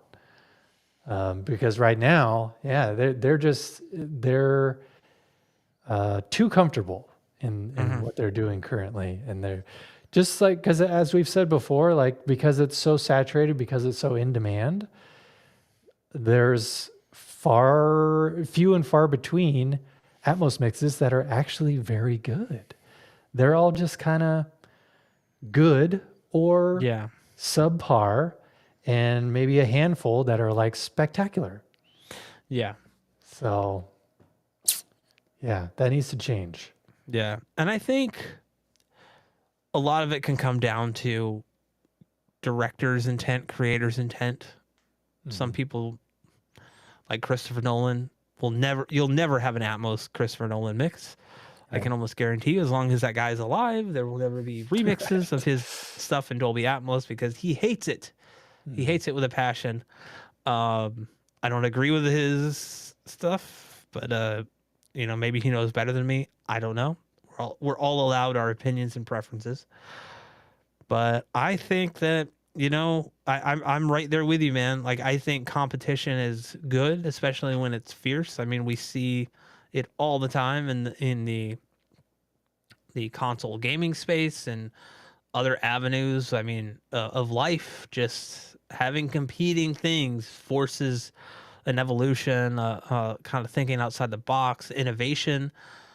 And I think that Dolby kind of said, "Hey, we made Dolby Atmos. Let's just like sit on our laurels for a while and Yeah. just kind of reap the benefits and enjoy what we did." But now that they really need to just kind of what's next? What could they do that's like that would pioneer Yeah. something, or what could DTS do that would pioneer the what they're doing?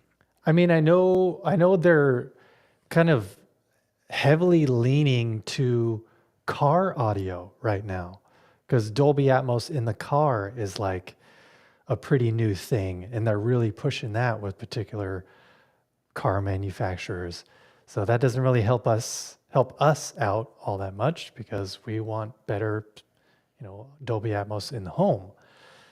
So, yeah, I mean, they just need some sort of kick in the butt. Yeah. Yeah, they do. Yeah. They do. Well, I think we have a couple questions that we could uh, go over here. I'm like looking at Yeah. some older star comments that I didn't unfavorite. Kevin asks, "How about getting a final set in stone speaker placement requirement?" Yes, yes, I would love that. The problem is we have multiple. We have right currently we have Dolby Atmos, which if you follow their kind of guide on how to set up their Atmos speakers is completely wrong. You do not want them in line with the mains. I'm telling you that right now as someone who's had them in line with the mains before. Mhm. Completely detrimental to your sound.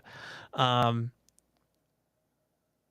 so we have that. We have the technically like the DTS X, which has like is that the one with the voice of God or was it Auro 3D? Or 3D. Okay. Yeah. But DTSX, I mean, like, so each one has their own kind of proprietary, most ideal setup for that, like their format. They will all work with one another relatively easily, but like you set it for Dolby Atmos, you're not going to get 100% as good of a DTSX X experience if you don't follow their guide, right? Mhm. Same with like Auro 3D. So I think there needs to be a universal. I would love for there to be a universal standard in terms of like speaker placement. We already have it for the Yeah. main channels. The height channels add some complexity there, I suppose. Um, Yeah, because if you look, I mean, I don't know if I can pull this up right now, but it seems like DTSX Pro, or just DTSX in general, and RO3D are a little bit closer to what they want you to actually do. Because like, let's see here. See if I can bring this up. Because they're kind of based, both DTSX and R3D are kind of based on circular patterns, yes. Yeah. as opposed to Atmos, or at least Dolby's diagrams are more like Yeah. rectangular, you know? Sorry, I'm laughing because every time you activate your share screen, it makes a little ding on my end and it scares the shit out of me. And I don't know how to turn it off.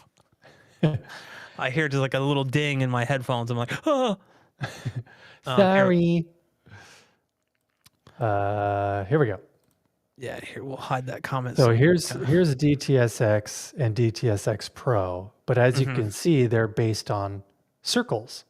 yeah, So yeah, the front left and right are kind of towed in a little bit compared to the center channel. Your surrounds are obviously straight to the side, but yeah, everything is kind of in this circular pattern, and it's the same with R3D. Especially if you have a voice of God channel, then it's going to be straight up because they have your ear level, your heights, and then your voice of God. So it's like this dome. right.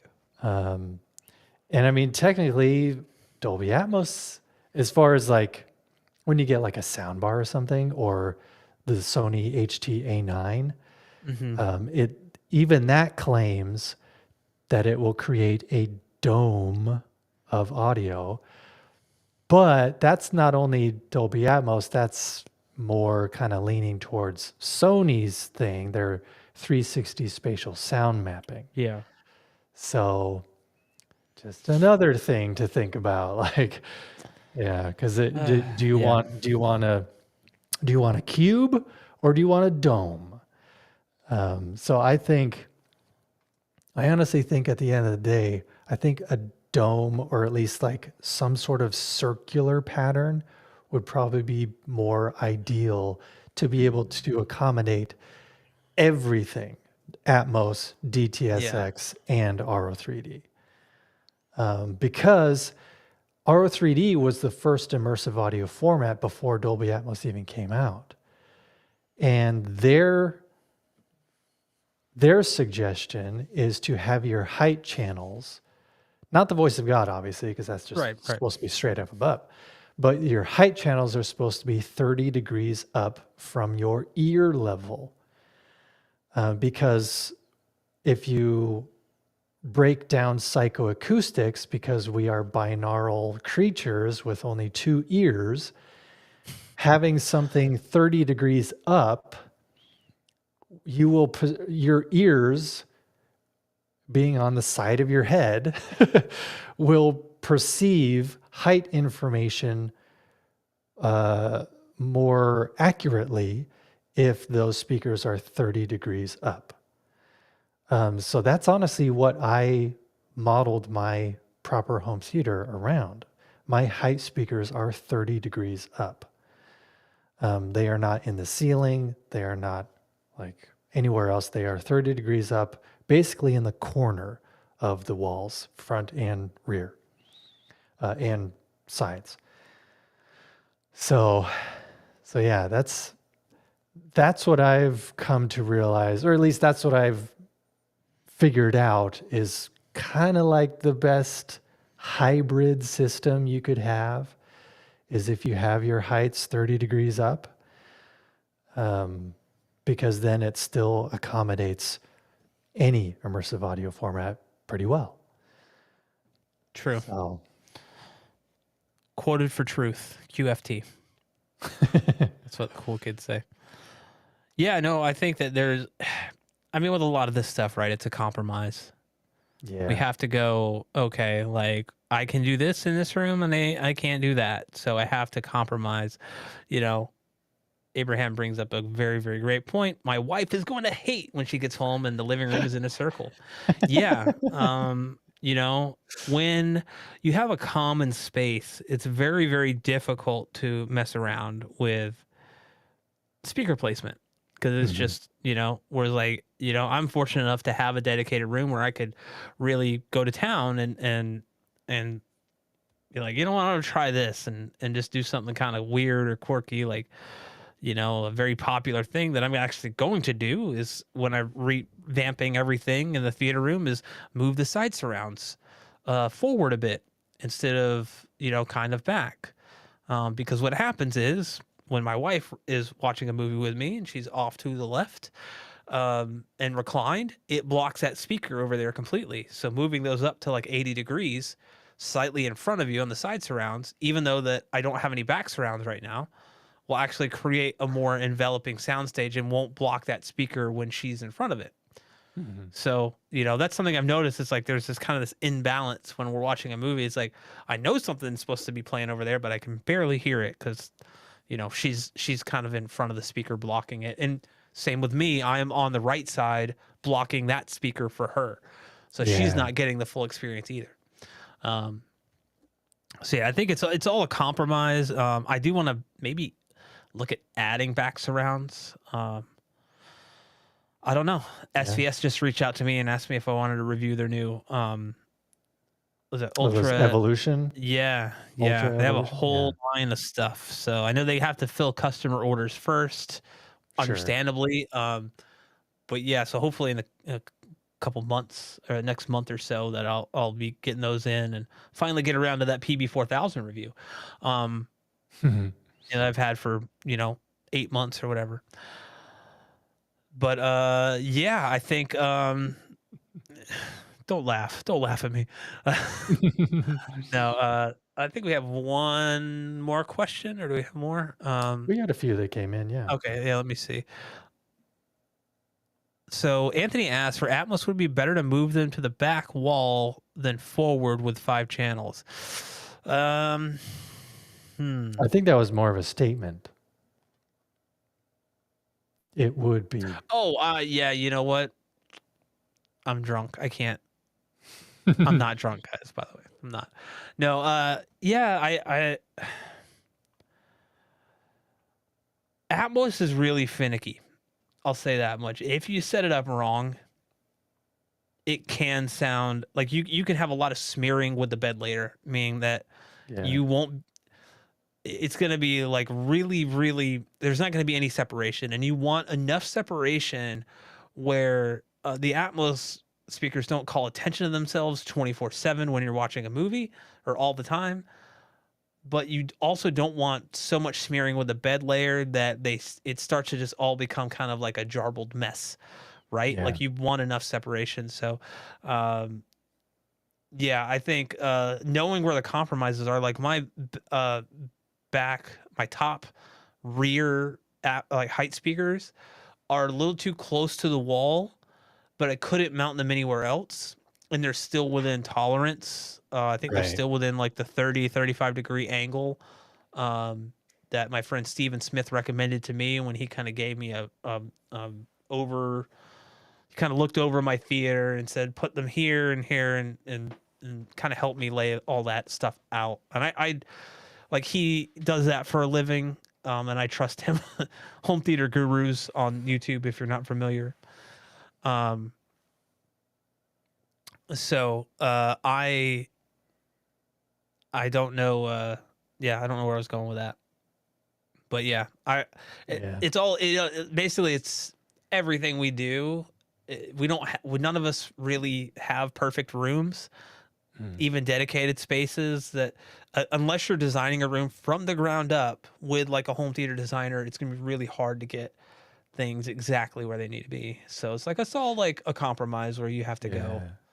You know, okay, I've got to do Well, this or that that. that brings me to this comment, Jason MC. This is the reason why I think Sony's spatial sound mapping and Dirac, among the other DSPs and AVR manufacturers, are going to lean more into processing. And I totally agree, because not only like maybe 1%, 2%, maybe 5 at the most are going to have an actual dedicated home theater space where they can put speakers precisely where they need to be.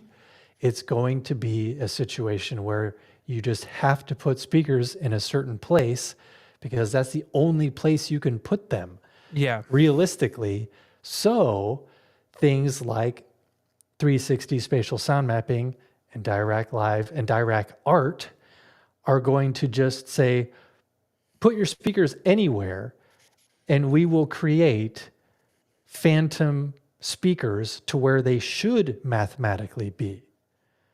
So you can just have your space and make it look however you want, most aesthetically pleasing as far as your speaker placement, and then the processing will take care of the rest. Yeah. So Yeah. I totally get that. Yeah, I think that's exactly where, just because of COVID, so many more people are interested in home theater. Yeah. So if they knew that they don't have to get everything laser precise on placement, and it's all just up to the processing power that will fix those issues, then yeah, that's another reason for the average consumer to be able to experience a really kick-ass home theater, because the processing is just going to be super good. Yeah. Yeah. I have to step away for just a second. I will be right back. Okay. Elon, take the reins. I'll remove myself. Okay. Let's see. Using 5-channel, just looking over some of the questions here. 5-channel, 7-channel. Jason MC also asks, using 5 channels of a 7-channel AVR, does one connect the surrounds to the side surrounds or rear speaker channels? You will connect those to the surrounds.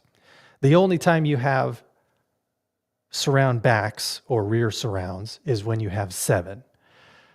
That's the only need for surround backs, is when you're actually dealing with 7 ear level speakers. So if you have a 7-channel AVR, but you're only utilizing 5 ear level speakers, you will connect your surrounds to the surround channels. Yeah. So hopefully that answers that question, Jason. And Abraham asks, any recommendations for when you can place rear speakers behind you? I have them in the ceiling, but should they be at certain angles distance? I mean, honestly, that's again, that's kind of going along with processing power, or at least, room correction software, because that's the most important part that will be involved in your setup. Like in my case, like how I said I wanted to have surrounds in the ceiling because I can't really, my open concept living room just doesn't really accommodate having speakers on the ground. I mean, I could technically have them like behind the couch, maybe. They wouldn't be so in the way, but they would still kind of be in the way as far as like your normal flow of traffic around my living room. So you might trip over a speaker if you're not being too careful, or if my kids aren't being too careful, which happens more often than I would like. But so that's honestly why I don't want to have any ear level surrounds. So that's why I'm going to have, hopefully, surrounds in ceiling, but they're still technically just ear level surrounds, because then I'm going to run, room correction software, and they're going to be, in the software, they're going to be labeled as surrounds. So then the processing will just do its thing and get the distance right, the levels right, the delay, dialed in. So that way they should sound like surrounds, even though they're in the ceiling. So yeah, there's no real rhyme or reason, or at least one particular place you can put surrounds that is better than all the rest. It really just comes down to where you can put them and let room correction software do the rest. Yeah. I said, yeah, like didn't really hear anything you said, so I came back late.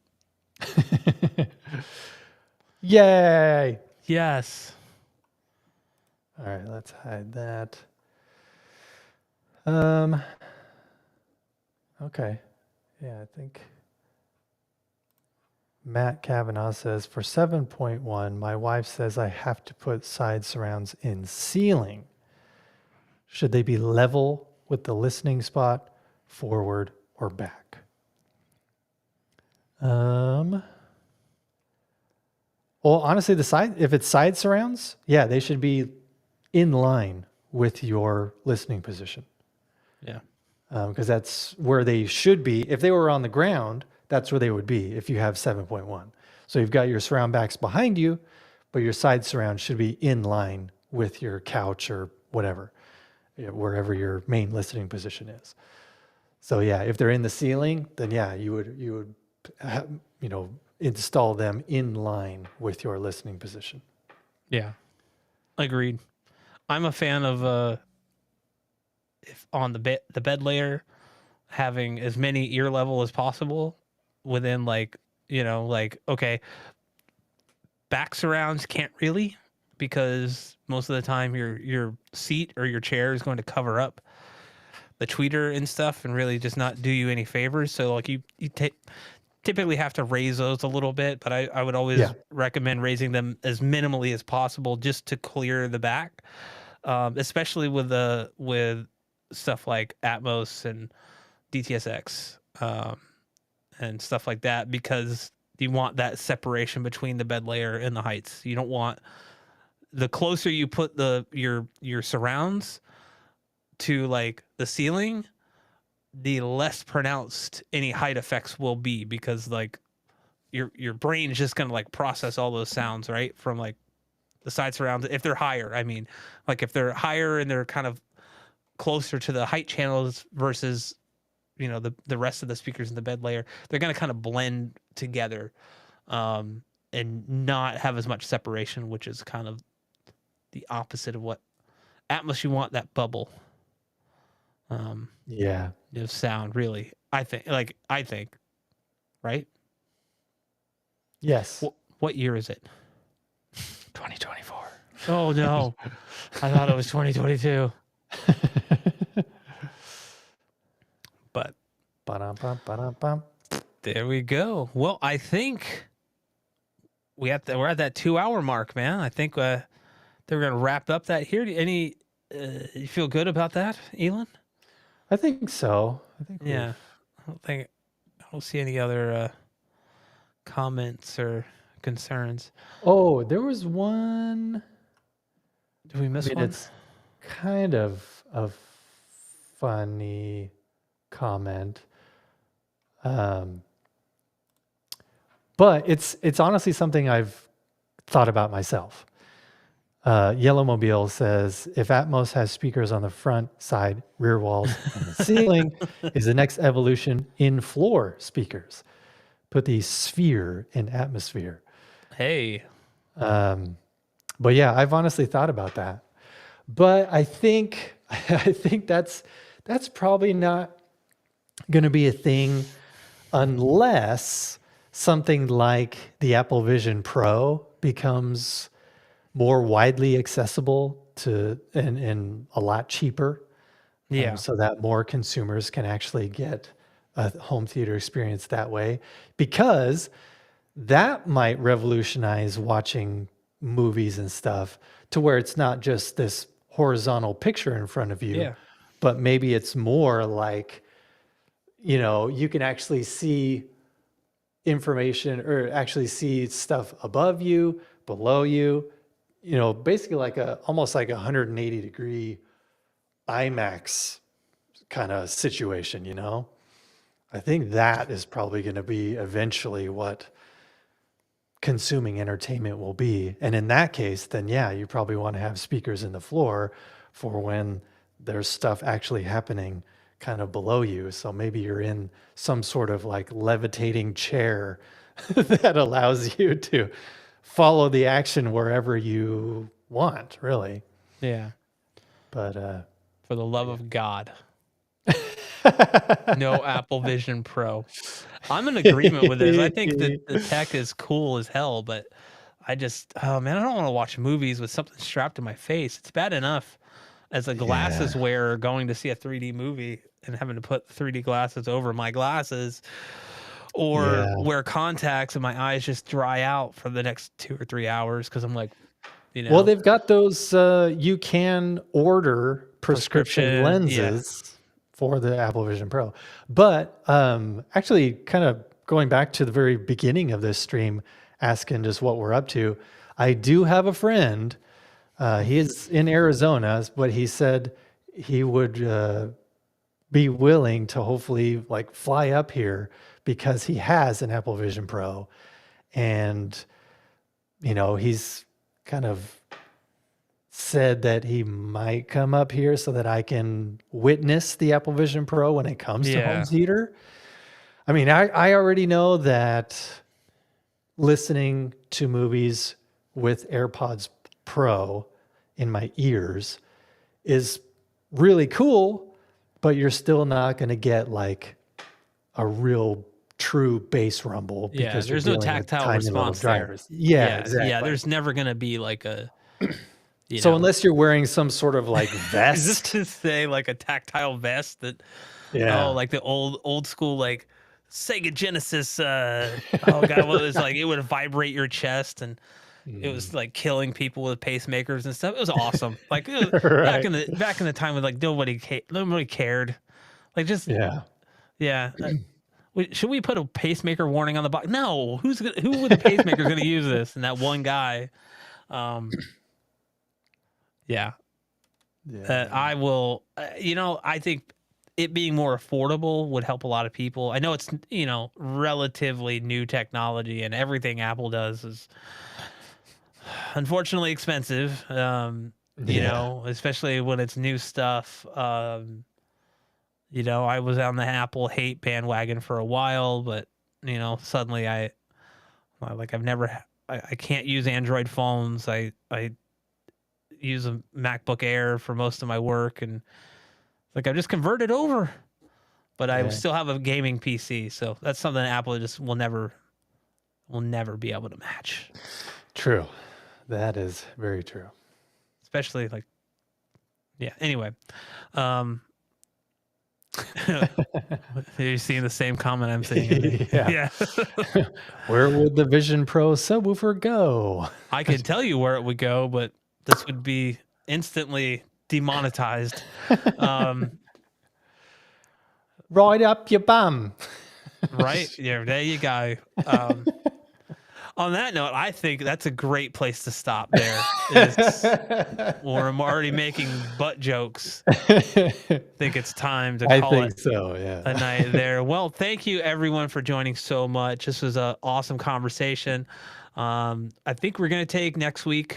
Kind of Yeah, my you get kids and my spring wife break have and spring yeah, break, so I think we're gonna take a break next week. yeah, and same. Like I'm just gonna work on some stuff. Hopefully we'll have my next video out this coming weekend, if not starting next week. And that's going to be about replacing or like the TV stand and all that stuff, and then finally diving into the tutorials and having more space to do that was going to be so great. I can't wait, honestly.